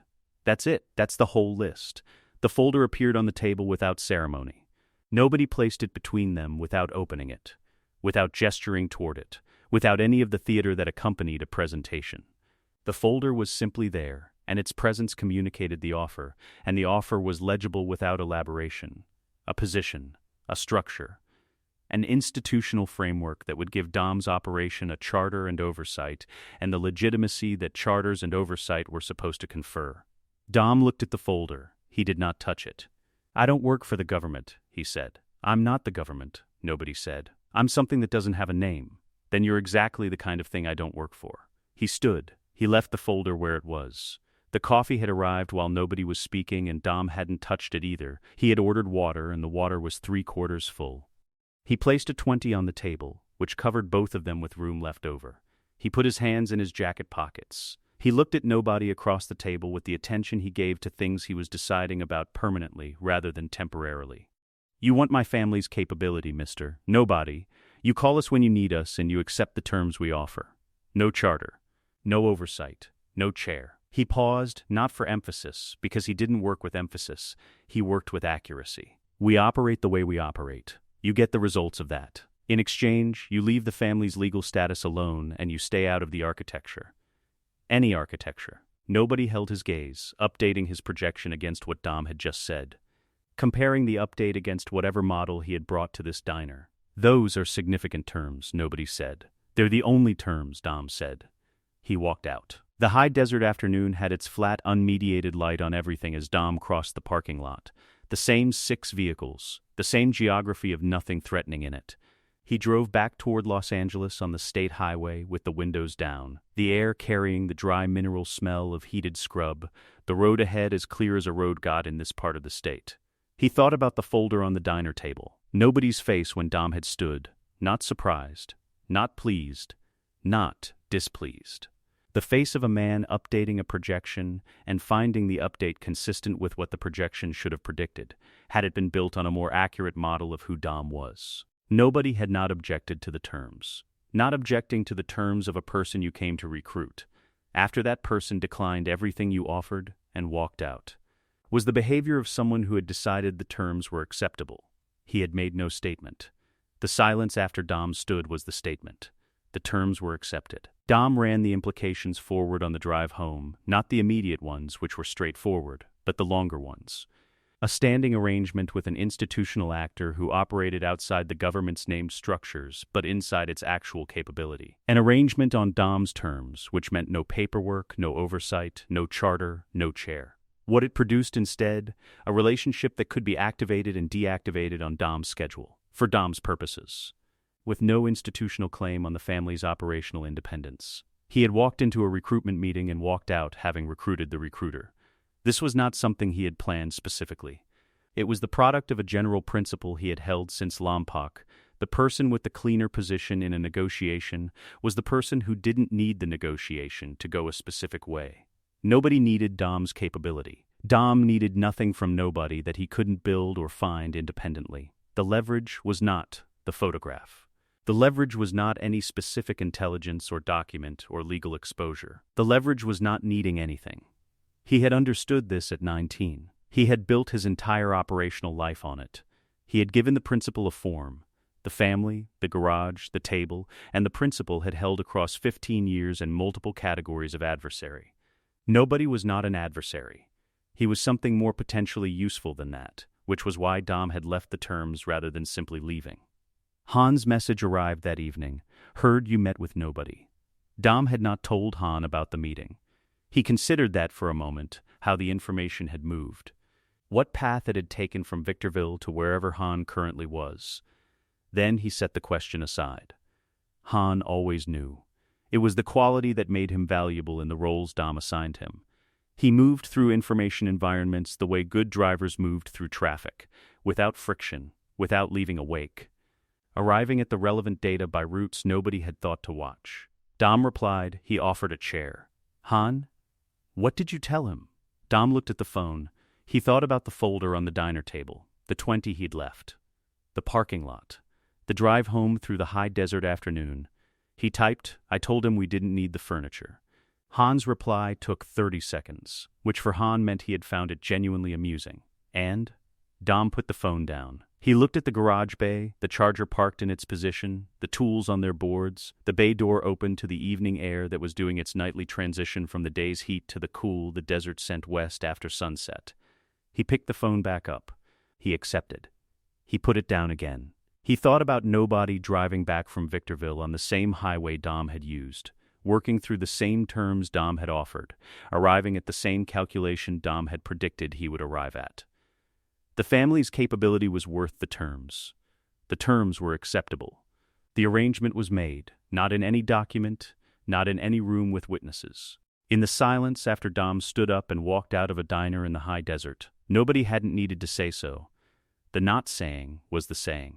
Dom had spent 15 years building the position that allowed him to leave that diner with a standing arrangement he had dictated to a man who had arrived to dictate one to him. No chairs, no titles, no handlers. That's the only version of this that works. He turned off the garage light. He went inside. The table was set for dinner and the family was arriving, and the evening had the quality of evenings that contained nothing threatening, which Dom had learned to recognize not as the absence of threat, but as the result of sufficient preparation that the threats were handled before they reached the table. He sat down. The family came in. He was already thinking about tomorrow. The Hawthorne facility in the early hours had the stillness of a large concrete space that had absorbed the day's work and let it go, the overheads at standby, the bay machinery quiet, the night outside carrying none of the city's daytime pressure. Dom sat at the back room desk with Han's biometric data in front of him and a federal form on the screen that would not exist in any publicly accessible database after tonight. The witness protection application had a creation date 3 years before Han's death. Dom had filed it through the Nightline channel on a Wednesday afternoon in the administrative window between two of Brian's active cases, a window Dom had identified through his monitoring of Brian's case management calendar as a period when Brian's processing ran on routine rather than active attention. Routine processing didn't generate the scrutiny that active processing did. A CI filing that arrived during routine processing was a CI filing that got handled correctly and filed accurately, and remembered the way correctly handled routine filings were remembered, which was not at all. The application described a protected intelligence asset of ongoing national security value. Male, biometric data Dom had obtained from Han directly, on an evening in the garage when Dom had explained what he was building and why, and Han had listened with the focused patience he brought to things he understood were important. Han had given Dom his biometrics the way he gave Dom everything, completely, without hedging, without requiring more explanation than Dom had provided. Dom had provided enough. He always calibrated how much was enough. The designated identity on the application was John Doe, ongoing asset, coordinating agency to be notified upon any mortality event associated with the attached biometric profile. Brian had processed it in 11 minutes. The processing was visible in the case management system Dom monitored through the administrative back channel. 11 minutes for a standard CI intake during a routine window. Brian had done his job correctly and had no reason to examine what he was doing beyond the correctness of it. The file had been sitting in the federal system for 3 years, dormant, waiting for the biometric flag to activate. The satellite monitoring had been logging an encrypted communication signature for 9 months that didn't belong to Cipher's operational traffic. It was a different architecture, cleaner, more compartmentalized, the pattern of a single professional actor rather than an organization. Dom had been assembling the profile through Brian's back channel feeds for 8 months before the signature acquired a name. Deckard Shaw, brother of Owen Shaw, a man who had entered the operational picture in the aftermath of Fast Six's London conclusion, moving through the same channels Dom had been watching since the flag went live. The profile was not statistical. Shaw had motive, he had capability, and he had the documented operational history of someone who moved against targets deliberately rather than incidentally. The Tokyo contingency had been built around Shaw from the beginning, not around probability, around the certainty of a professional actor who had already decided what he was going to do. Dom had been preparing for Shaw's move for 7 months before it happened. The file had been waiting 3 years. The preparation had been running 7 months. When the flag activated, both of them had somewhere to go. The notification came through at 2:47 a.m. on a Thursday, the biometric flag activating, the coordinating agency generating the automatic alert. The alert routing to Brian's case management system and from there, through Dom's monitoring channel, to a phone on a workbench in the Hawthorne facility where Dom had been sitting awake for 6 hours. He had known it was coming. Not the exact hour, Shaw's operational signature had gone dark 9 days prior, which was the pattern of a professional actor moving from preparation to execution. Dark for 9 days meant the move was imminent. Dom had been awake and waiting. He used 8 of the 11 hours before the crew learned what had happened. The extraction chain ran through 4 nodes. The first, a Kyushu prefectural official whose administrative access Dom had cultivated through a South Korean intermediary 3 years earlier, the cultivation motivated by exactly this category of eventual need. Officials with the right access in the right offices were the investment that paid slowly and paid completely. You maintained them for years without activating them. And when you activated them, the activation was clean, because the relationship was old enough to carry weight. The official processed a John Doe death certificate consistent with vehicle fire, filed and sealed within 18 hours. The cause of death was accurate in its category, fire-related mortality. And the technical details were sufficiently precise that they would survive a standard review without requiring the reviewer to possess expertise in fire investigation methodology. The second node, a medical transport registered to a Singapore-based humanitarian logistics NGO, legitimate in its operations, wholly owned through 4 holding layers by a Delaware entity, whose controlling interest traced back to a financial structure Dom had established during the post-Rio period. The transport crew knew what they were transporting in the sense of medical category and confidentiality requirement. They did not know who they were transporting. Dom had found, consistently, that the less people knew about the identity of what they were moving, the more reliably they moved it. The third node, a private medical facility outside Chiang Mai run by a physician Dom had supported through a research funding arrangement for 3 years. The physician was not a criminal.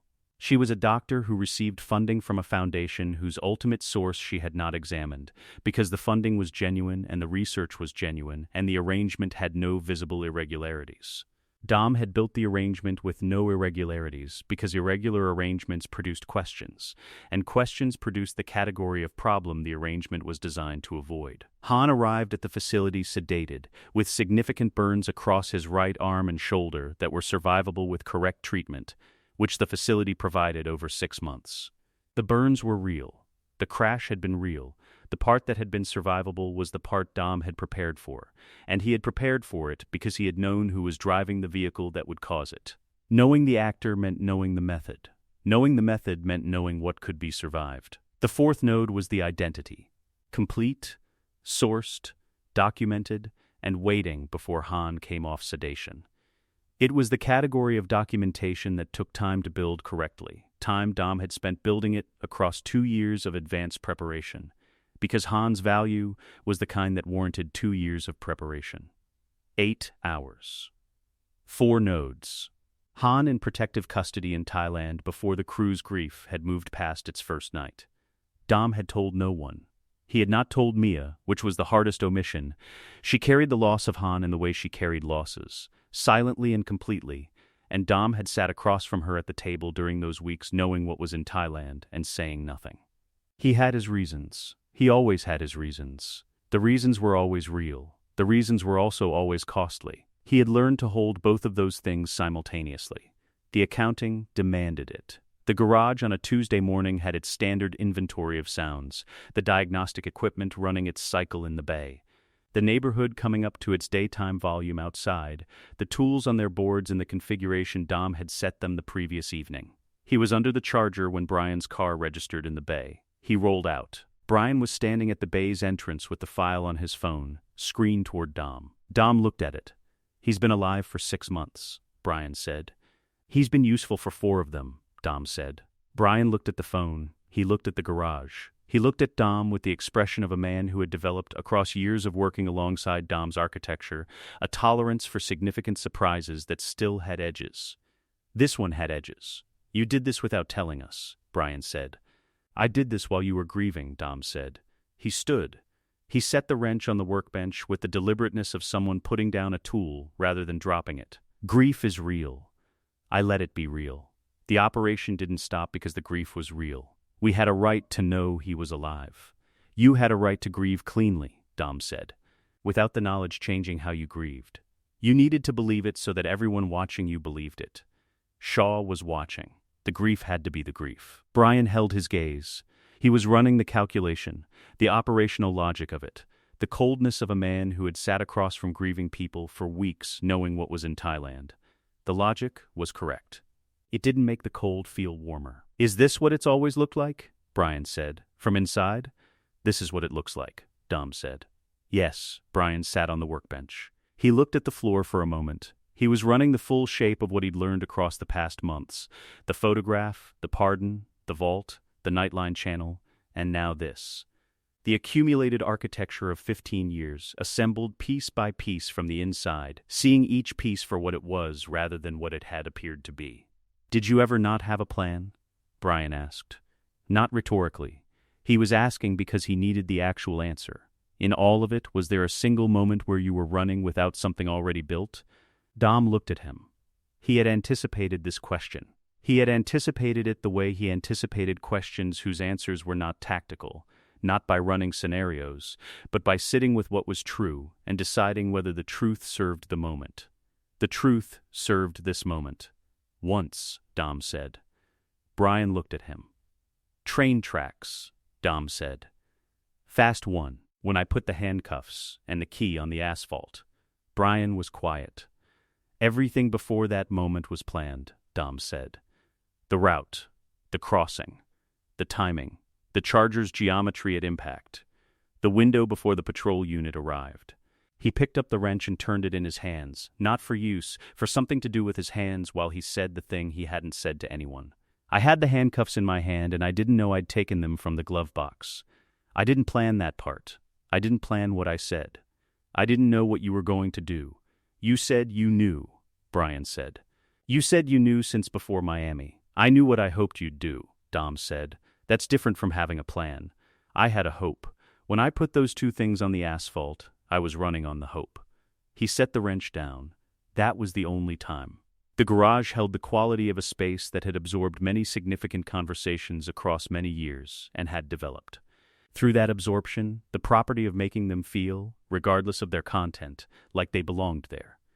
Brian sat with what Dom had said long enough that the sitting became the answer to something he had been asking without fully articulating. The architect, who had run 15 years of operational infrastructure without a detectable failure, had one moment where the architecture stopped, and the man underneath it made an unplanned human decision. And the decision had been correct. The most important decision in the whole 15-year architecture had been the one Dom hadn't calculated. Han, Brian said. The Eastern Branch. Osaka, Dom said. He's been building the Asian automotive network for 4 months. Supply chain intelligence. Technical capacity we couldn't access from here. He paused. He wants to come home on his own timeline. That's his choice. I built the conditions. The choice is his. Brian looked at his phone. At the file. At Han's biometrics against a John Doe designation in a federal system that had been waiting 3 years to be useful. You built this before he died, Brian said. I built it before he died. How far out were you preparing for his death? I was preparing for the probability of it, Dom said. Anyone in our operational environment has a mortality probability above standard. I build protection architectures against probability.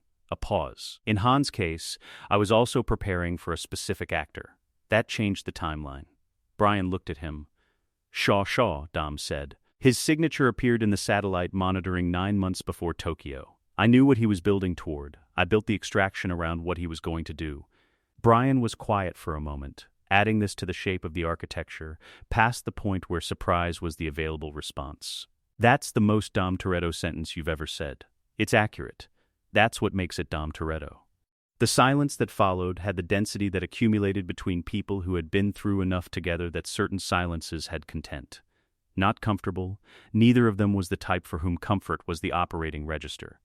2 men in a garage in Los Angeles with 15 years of architecture between them and the knowledge that the architecture was still being built. Han was alive. He was operational. He was building the eastern reach of something Dom had been expanding since the Thursday he looked at a man's boots across a market counter and decided the boots were the beginning of something. When does he come home? Brian asked. When he's ready, Dom said. I'll know when he's ready. Brian nodded. He stood. He looked at the file one more time, then put his phone away. The file was in my case management system for 6 months, he said. I almost flagged it for administrative review last March. I know, Dom said. Brian looked at him. You know. I monitor your case management calendar. Brian exhaled. Not frustration. The exhale of a man who had run out of the capacity to be surprised by the completeness of Dom's architecture and had decided to treat that incapacity as its own form of information. Is there anything in my professional life that you don't monitor? Dom considered this with the genuine consideration it deserved. Your lunch orders, he said. I don't monitor those. Brian looked at him for a long moment. That's genuinely comforting, he said. Somehow he walked out of the garage into the afternoon. Dom watched him go. He heard the car start. He heard it pull away. He went back under the Charger. Han was in Osaka. Brian knew. The Eastern Branch was operational. The architecture held. He picked up the wrench. He got back to work. The Hawthorne facility's back room after midnight had a quality of concentration that the daytime didn't. The building quiet around the work, the city's ambient pressure reduced to something distant and manageable, the screens carrying the only light in the room. Dom had been running the monitoring for 2 years in sessions like this, late, alone, reading traffic no one else knew he was reading. The satellite flag had been established through Brian's federal back-channel access in the administrative window following the London operation, a window that coincided with elevated interagency communication about encrypted criminal networks and provided legitimate cover for the query Dom needed Brian's system to process. The query was not fabricated.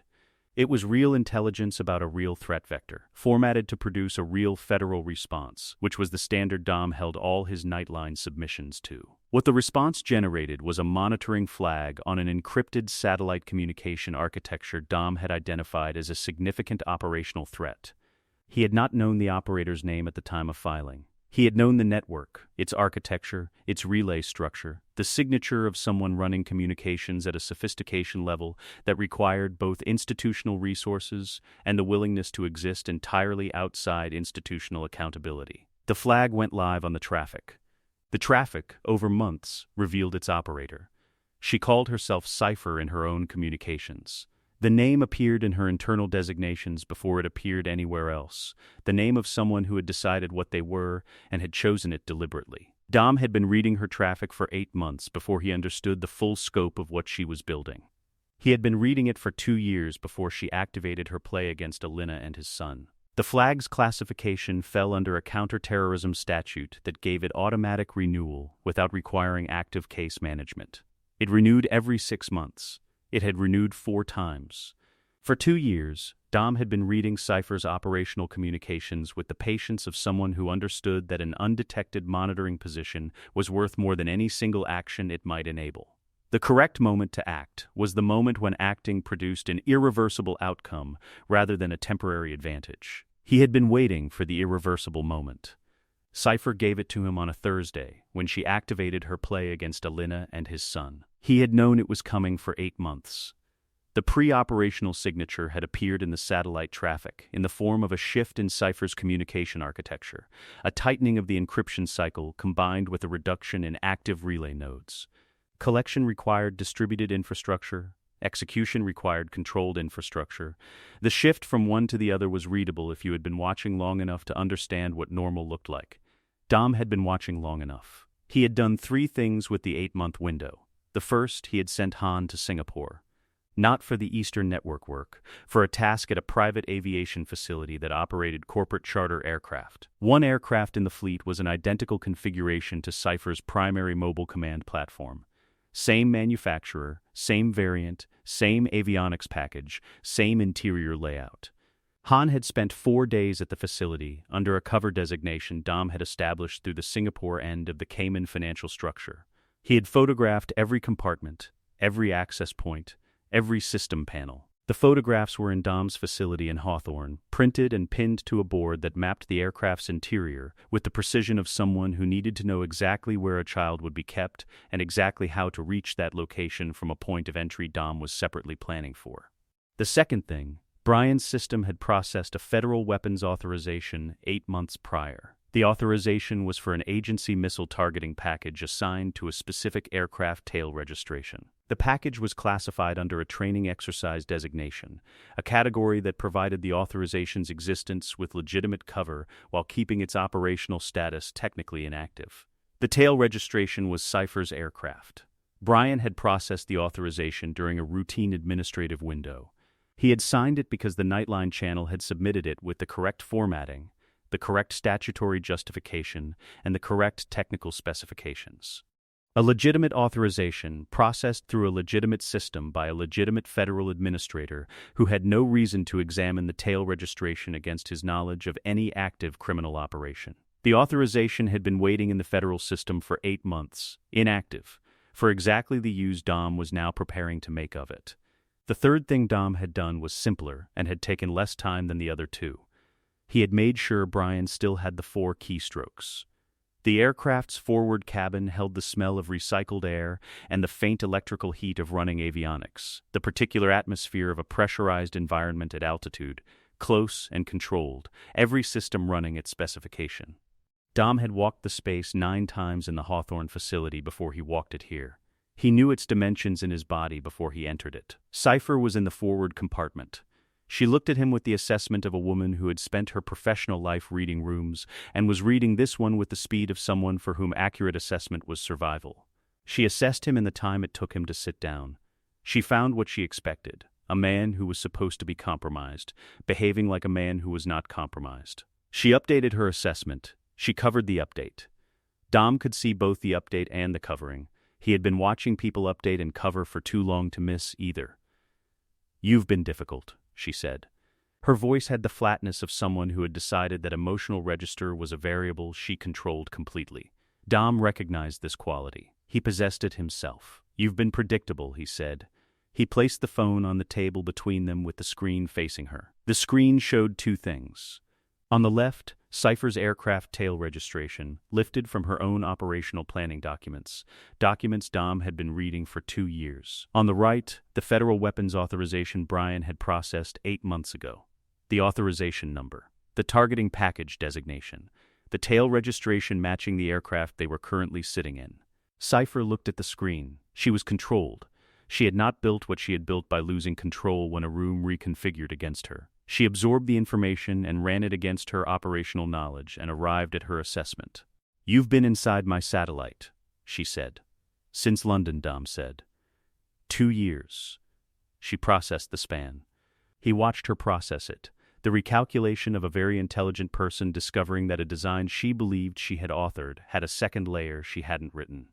"Brian's back doors," she said. "Brian's back doors." She looked at the phone. She was assembling the complete picture, the monitoring, Han's work in Singapore, the missile authorization Brian had unwittingly processed.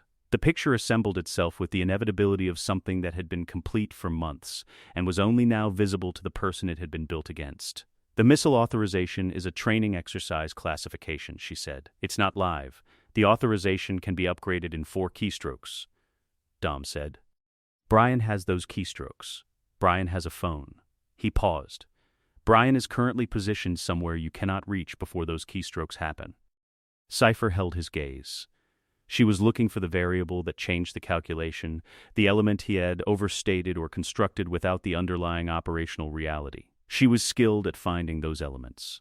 She had found them against adversaries considerably more institutionally resourced than Dom. She didn't find one. "You came here to collect," she said, not a question. The acknowledgement of a woman recategorizing a situation she had designed as a hostage scenario and finding it recategorized as a collection scenario. The change in category was total. Hostage scenarios had negotiating architecture, leverages and counters, and the geometry of 2 parties finding a resolution. Collection scenarios had one party arriving to take something already theirs. Dom had arrived to collect. "My son," he said. "My family. That's where this ends." The nursery door had been unlocked 4 minutes before Dom reached it. The exploit in the aircraft's avionics management suite was intelligence Dom had obtained through the satellite monitoring 8 months prior, when Cipher's technical team ran a firmware audit, and the audit traffic carried the vulnerability information in a format Dom's monitoring system flagged and preserved. He had passed it through a relay. The relay had executed it. The door was open. Elena was on her feet when Dom came through, the posture of a woman who had decided that whatever came through the door was going to meet her standing. Dom registered this as accurate. It was who she was. He crossed to her. He looked at his son. The calculation stopped. This was the 3rd time in 15 years of continuous operation that the running arithmetic in the background of his consciousness had gone fully quiet. The first, the train crossing, when he put the handcuffs and the key on the asphalt. The second, Mia's voice on the phone from Rio, telling him it was over and they were all coming home. The third, this, his son's face. The weight of him.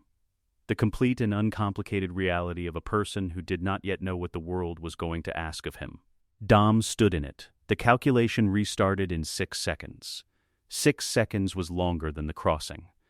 He noted the variance without analyzing it, because some variances didn't require analysis. They required acknowledgement. He acknowledged it. He got them out. Cipher watched him go from the forward compartment with the attention she gave to problems she was already rebuilding from. She would rebuild. Dom knew this. He had not designed the operation to permanently neutralize her. Permanent neutralization required resources and authorizations and institutional apparatus Dom operated outside of. He had designed it to retrieve his family and to demonstrate, at the moment that demonstration would land with maximum clarity, that she had walked into a collection scenario rather than a hostage scenario. The demonstration would cost her confidence, not her life, her professional certainty. The certainty that came from believing your architecture was invisible. Dom had been inside her architecture for 2 years. She now knew this. She would rebuild everything from the assumption of exposure, which was the most expensive rebuild available because it required questioning every assumption rather than every specific element. It would take months. The months were the cost Dom was extracting. He walked down the aircraft corridor with his son and didn't look back. He had been in the satellite for 2 years. He had built the missile authorization 8 months out. He had mapped the interior 6 months out. He had managed every element of what she believed was her leverage before she had decided to use it. She had come to the operation believing she held the board. Dom had been setting the board since London. The phone in his jacket pocket had the satellite flag still running, still logging, still processing, still reading Cipher's communications with the patience of a monitoring position that had not been detected in 2 years and would not be detected now. He had been careful when he showed her the screen. He had shown her the missile authorization and the tail registration. He had not shown her the monitoring flag. She knew he'd been inside her satellite. She didn't know the flag was still running. Dom walked off the aircraft. The flag kept running. He was already reading the next 2 years. The Hawthorne facility's back room on a Tuesday evening held the quiet of a space between operational phases. The current work completed, the next work not yet begun, the screens carrying the routine maintenance traffic of Brian's case management system. Dom sat with a file that existed nowhere in any public index. The federal agency did not appear in any congressional directory. This was not an oversight. Directories were accountability instruments. They told the people who funded institutions where the funding was going and what it was producing, which meant they also told everyone else. The work this agency did produced its best results when the people it was done against didn't know the agency existed. The people who funded it knew this. The people who ran the oversight committees knew this. The arrangement had been reached through the kind of institutional conversation that happened in rooms with no recording equipment and no staff present. And it had held for 6 years without generating a congressional inquiry or a press leak or a single document that would survive judicial scrutiny. Dom knew about the agency because nobody had told him about it at a diner in Victorville, and because Dom had subsequently confirmed its existence through 3 independent channels over the following 8 months, and because Dom had a general operating principle that information told to him by one source required independent confirmation before it was treated as reliable, regardless of the source. The confirmation had come back clean across all 3 channels. Brian had been the director of operations for 14 months. The appointment had moved through nobody's institutional channels with the efficiency of a process designed for exactly this kind of placement. The installation of a person whose public record supported a legitimate appointment and whose operational record supported the actual requirements of the role, without the 2 records needing to intersect in any way visible to a standard background investigation. Brian's public record, a decorated federal career built on exceptional case clearance rates, a reputation for cultivated source intelligence, and the professional gravity that accumulated around an agent whose instincts were consistently accurate. Every commendation in his file was legitimate. Every case he had been closed correctly. The career was real. The career's foundation was Dom. The career itself was Brian. Dom had maintained this distinction across 15 years, and he maintained it now because the distinction was the load-bearing element of the whole architecture. A career built entirely on someone else's work collapsed the moment the support was withdrawn. A career built on genuine competence, supported by a foundation the builder didn't know about, was a career that could stand independently if it needed to. He had always built it to stand independently if it needed to. Brian's operational record, the part that existed in the agency's internal files rather than in publicly accessible federal databases, contained the elements of Brian's career that couldn't appear in the public record.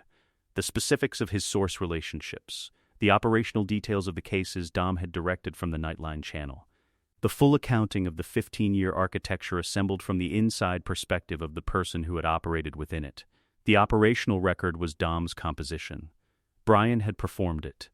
Nobody had read both records and had made the appointment. The Hawthorne facility in the morning had the atmosphere of a working space organized by someone who thought about organization as operational function. The boards on the walls carrying not decoration but data. The maps and nodes of something that had grown too large to hold in one head without external reference. The syndicate structure, by the time of the senator's inquiry, had the following shape. Brian at the apex of the federal layer. His appointment gave the operation access to the entire institutional apparatus of a classified agency, databases, surveillance authorities, interagency communication channels. The legal clearance that made certain actions that would otherwise generate criminal exposure instead generate classified operational records. Han in the eastern layer. The Osaka operation had expanded in the 14 months since Brian had read the witness protection file in the Hawthorne garage. The Asian automotive network Han had been building was 3 nodes deep: supply chain intelligence through Tokyo and Osaka, technical capacity through a Singapore fabrication relationship, and a financial relay through the Cayman structure that moved operational capital through the Eastern Theater without generating the velocity patterns Western financial monitoring systems were configured to detect. Roman in the southern layer. Not because Dom had designed Roman's position formally. Roman had arrived at his position through his own capability and 15 years of operational adjacency that had given him more practical intelligence experience than most formally trained field operatives. He ran the South American financial infrastructure Dom had inherited from the Reyes operation and expanded through the Cayman routing. He did this while appearing to be exactly what his public record described, a semi-retired driver with a federal pardon and no current institutional affiliations. Tej in the technical layer. His capacity was not managed through Dom's architecture the way the others were. Tej's operational intelligence made him difficult to manage without his awareness, and Dom had learned early that people whose intelligence exceeded a certain threshold were better served by being brought into the architecture fully than by being managed within it without their knowledge. Tej knew the shape of what Dom had built. He had his own opinions about the shape. Dom found his opinions useful approximately 70% of the time, which was a higher percentage than most sources Dom consulted. Letty, she knew everything. She had always known, in the way of someone who had been living alongside the architect for 20 years and had developed an understanding of the architecture through proximity rather than briefing. Dom had never sat her down and walked her through the Nightline channel or the CI designations or the pardon timing. He had never needed to. She understood the structure from the inside the way you understood a house you had lived in long enough, not from the blueprints, from the sound the floors made, from knowing which windows let in the cold and which walls held the heat. He had never managed Letty, he had operated alongside her. The distinction mattered to him more than any other distinction in the architecture. Senator Gerald Whitmore served on the Senate Intelligence Committee and had obtained, through a source Dom had not yet identified, but would identify within 72 hours of learning about the inquiry, fragmentary intelligence about the Toretto family's operational history. Fragmentary was the correct assessment. The intelligence covered 3 operational events from the post-Fast 1 period. Events individually explainable as criminal activity and collectively, in the configuration Whitmore's source had assembled them, suggestive of a pattern a motivated prosecutor could characterize as organized crime at a federal level. The intelligence did not include anything from the past 8 years. It did not reference the agency's classified operational file. It contained nothing from the Nightline architecture, or the CI designations, or the missile authorization, or the satellite monitoring. What it contained was enough for a warrant application under the RICO statute. Whitmore had filed the application through a sealed process using the institutional resources of the Intelligence Committee, resources that were legitimate and significant, and that Dom had no direct method of obstructing through the standard channels he maintained. What Whitmore did not know, the federal agency he was attempting to use to process the warrant application answered, through 3 institutional layers, to Brian O'Connor. The 3 layers were nobody's design. Dom had suggested the 3-layer structure at a diner in Victorville when he laid out his terms. And nobody had incorporated it into the agency's authorization architecture because it was the correct design for the deniability the arrangement required. Nobody had told Dom this afterward in a message that read simply, "Your structure held up in design review." Dom had not replied. The garage at mid-morning had its standard sounds, the charger on the lift, the fuel system diagnostic running its cycle, the neighborhood outside at its daytime volume. Dom was under the car when the phone went. Brian called from a number that wasn't his standard contact. Dom answered. Whitmore filed a RICO application, Brian said. No preamble. Dom had been working with Brian long enough that Brian had learned Dom's preference for sentences that contained only their necessary components. I know, Dom said. He had known for 36 hours, through a channel that wasn't Brian's. I have the application. The sourcing is fragmentary. 3 events, all pre-2018, none of them touching the current operational picture. What's the prosecution theory? Pattern of criminal enterprise extending from the Fast 1 period through to present day. The source assembled it to suggest continuity. A pause. The assembly is competent. It would survive initial judicial review. What's your assessment of the source? Someone with access to early period federal files and the analytical capacity to assemble them into a coherent prosecution theory. The assembly suggests training. Dom ran the fuel diagnostic for a moment without speaking. He was thinking about the 3-layer structure and the warrant application moving through it, and the point in the institutional chain where Brian's authority would intersect the application's path. Handle it, Dom said. I know how to handle it, Brian said. I'm calling because there's a handling available to me that goes beyond standard warrant obstruction, and I want you to know it's available before I use it. Dom set down the diagnostic tool. What handling? Whitmore is on the Intelligence Committee. The committee has oversight of the agency. The agency's classified operational record includes documentation of Dom Toretto as a designated national security asset with active operational value. A pause. If Whitmore's application proceeds through the institutional chain, it will reach a review point where the classified file is triggered. At that point, the application isn't obstructed. It's superseded. The asset protection statute kicks in automatically. Dom processed this. The application doesn't get blocked, he said. It gets classified. Whitmore doesn't get told the application was denied, Brian said. He gets told the subject is a designated national security asset, and any further inquiry requires committee authorization at a classification level Whitmore doesn't hold individually. Dom looked at the charger on the lift. He thought about a Thursday morning in a market on Vanauen, 40 seconds and a pair of boots, and a decision made before the sandwich was finished. And if he seeks committee authorization, the application routes to the agency for assessment before any authorization can be granted. The agency's assessment would be that the application compromises an active operation. Who writes the assessment? A pause. I do, Brian said. The handling took 4 days. Dom knew this because Brian's case management calendar showed the processing timeline, and Dom monitored Brian's case management calendar, which Brian knew and had stopped commenting on 18 months ago with the acceptance of a man who had decided that certain elements of his operational reality were fixed features, rather than variables. On the 4th day, 2 agents from the agency presented themselves at Senator Whitmore's office in the Hart Senate Office Building at 9:14 in the morning. The building's marble corridors carried the weight of institutional authority that came from decades of consequential decisions, the kind of physical environment designed to make the people moving through it feel the size of what they were part of. Brian moved through it at his standard pace, which was the pace of a man who did not need the architecture to tell him what he was part of. The appointment had been scheduled through the committee's administrative office under a classified operational consultation designation that the committee's scheduler had processed without flagging, because classified. Operational consultations were the regular business of a committee with that clearance level. Brian had scheduled it himself through the agency's administrative system, which generated the consultation request automatically without requiring the scheduling to be traceable to a specific individual within the agency. He walked in with 1 agent beside him, the correct staffing level for an administrative action rather than an enforcement action. He was wearing the suit that inhabited the space between government issue and private sector without committing to either, the suit of someone whose institutional affiliation was real but whose institutional address was classified. Whitmore looked at him with the assessment of a man who had spent 22 years in the Senate, understanding that certain visitors to his office carried more weight than their visible credentials suggested. He was correct about Brian.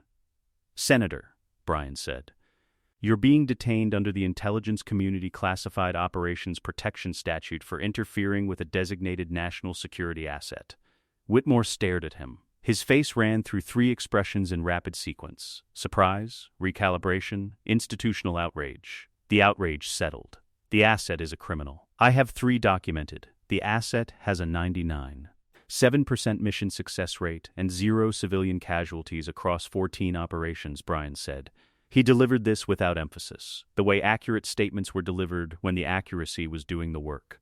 The senator has a 43% constituent satisfaction rating and 2 ongoing ethics investigations. Whitmore stared at him. That's not a legal argument, Brian added. That's just context. He let it sit for exactly the interval it needed to sit. Then he presented the detention order, which was real, and the classification notice, which was real, and the operational protection documentation, which was a real document generated by a real agency and signed by Brian in his real capacity as its director of operations. All of it was real. Dom had built 15 years of architecture to make it real. Brian had built a career to make it real. The reality had taken 15 years and was 3 pages of printed documentation in a Senate office building on a Thursday morning. Dom received the notification through the case management monitoring at 09:47. He was in the garage. The charger was on the lift. The fuel system was still telling him something was developing. The same signal it had been sending for 3 days, patient and consistent, waiting for him to find the time to find it. He read the notification. He put the phone down on the workbench. The full circle didn't announce itself. It didn't need to. Dom recognized it by the weight of it, the way certain completions landed, not loudly, but with the density of something that had taken a very long time to arrive and had arrived exactly where it was supposed to arrive. He ran it back from the beginning. Han in Osaka, Brian in a Senate building with a classification document and a suit that lived between two worlds. Roman in the southern layer, Teje's opinions 70% useful. Letty, who had always known without being told. The photograph in the desk drawer, and the pardon, and the vault, and the satellite flag still running. 14 years of architecture, assembled piece by piece, each element in its correct position. Started with a sandwich, he thought. He picked up the diagnostic tool. He went back to work on the charger. The fuel system was still telling him something was developing. He would find it. He always found the thing that was developing if he paid close enough attention to what the system was telling him. He had learned this from cars. He applied it to everything. The yard in late September held the gold-going amber light of a California afternoon that knew summer was ending and hadn't yet conceded the fact. The heat still in the concrete. The eucalyptus on the property's edge carrying the particular dry sweetness of trees that had absorbed a long season and were holding it. The table was full. The table was always full when it mattered. The badge was on the table between them before either of them said anything. Brian had taken it off an hour earlier, at some point during the afternoon's transition from purposeful noise to the ease of people who had stopped performing ease and simply had it. He had set it on the porch table the way you set down something you had been carrying for a long time and had decided. For this particular afternoon did not need to be carried, not discarded, not surrendered. Set down. The distinction was his, and Dom understood it, because Dom made the same distinctions about the same category of things. The badge sat between them. Neither of them looked at it. They didn't need to look at it. It was there the way certain things were there, not decoratively, but with the weight of an accurate object that had found its correct position. Roman was making a case for something at the table that nobody was fully agreeing with, which was the register Roman occupied most productively. Tage had a tablet he was supposed to have left inside, and hadn't. And Letty had noted this once, and Dom had noted Letty noting it, and had noted that Tej's response was the response of a man who had been operating in Letty's orbit long enough to understand that one notation was advisory, and a second was a different category of communication entirely. Little Brian was in the yard with Jack, engaged in something that had the logic of a game without the visible structure of one. Dom watched them for a moment, the tilt of the head, the way the boy laughed a half-second early, the brightness of someone who processed the world faster than the world had yet given him reason to. The physical memory of a man who wasn't here, present in every gesture. Dom looked at Brian. Brian was already looking at him.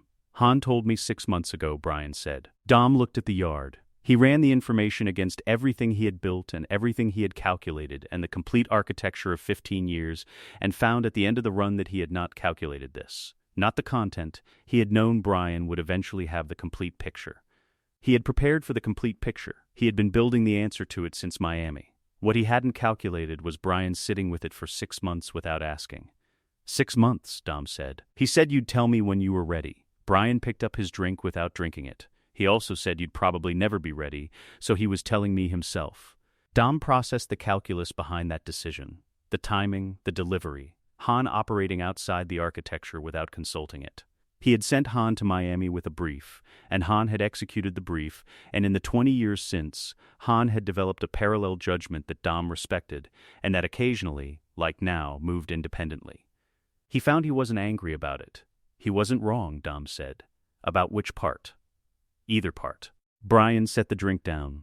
He looked at the yard for a moment, the table, the family, the impossible warmth of an afternoon that had no business being this complete given everything that had been required to produce it. So I've been sitting with the full picture for 6 months, Brian said. The sandwich, the manifold, Tran, the Nightline channel, the CI designation for Letty, the pardon timing, the Rio vault, the photograph. He paused. The photograph? Dom, the photograph. Dom confirmed. You had a photograph of me committing federal obstruction of justice for 3 years, and you used it as leverage for a pardon without ever telling me it existed. I used the existence of it, Dom said, not the photograph itself. There's a distinction, Brian said. You were going to say distinction. It's an accurate distinction. It's a very Dom Toretto distinction, Brian said. Not angrily. The tone of a man who had spent 6 months examining something from every available angle and had arrived, through that examination, not at anger, but at something more complicated and more settled. I've been trying to figure out what to do with all of it. The whole architecture. Every piece of it. Dom waited. He gave it the space it needed. And? He said. Brian looked at him. He looked at the badge on the table between them. He picked it up and turned it in his hands the way Dom turned wrenches, not for use, for the thinking that physical objects enabled. You used me, Brian said. That's the accurate version. Yes, you managed my career. You managed my intelligence. You managed what I believed I discovered versus what you pointed me at.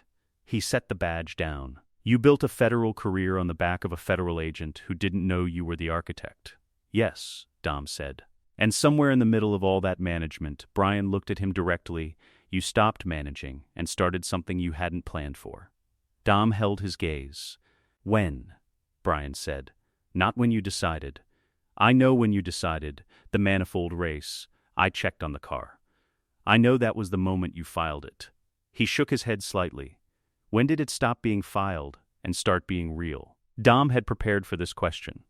He had been preparing for it since the first time Brian had looked at him across a Rio debrief and almost asked the right question and decided not to. He had run versions of the answer across 15 years of operational life and had arrived, through that running, at the version that was precisely true. He used it now. The train crossing, he said. When I put the two things on the asphalt and didn't know which one you'd take. He looked at the yard. I told you I had a hope. What I didn't tell you is what it cost to have a hope instead of a calculation. I'd been running calculations for 12 weeks. I knew your profile.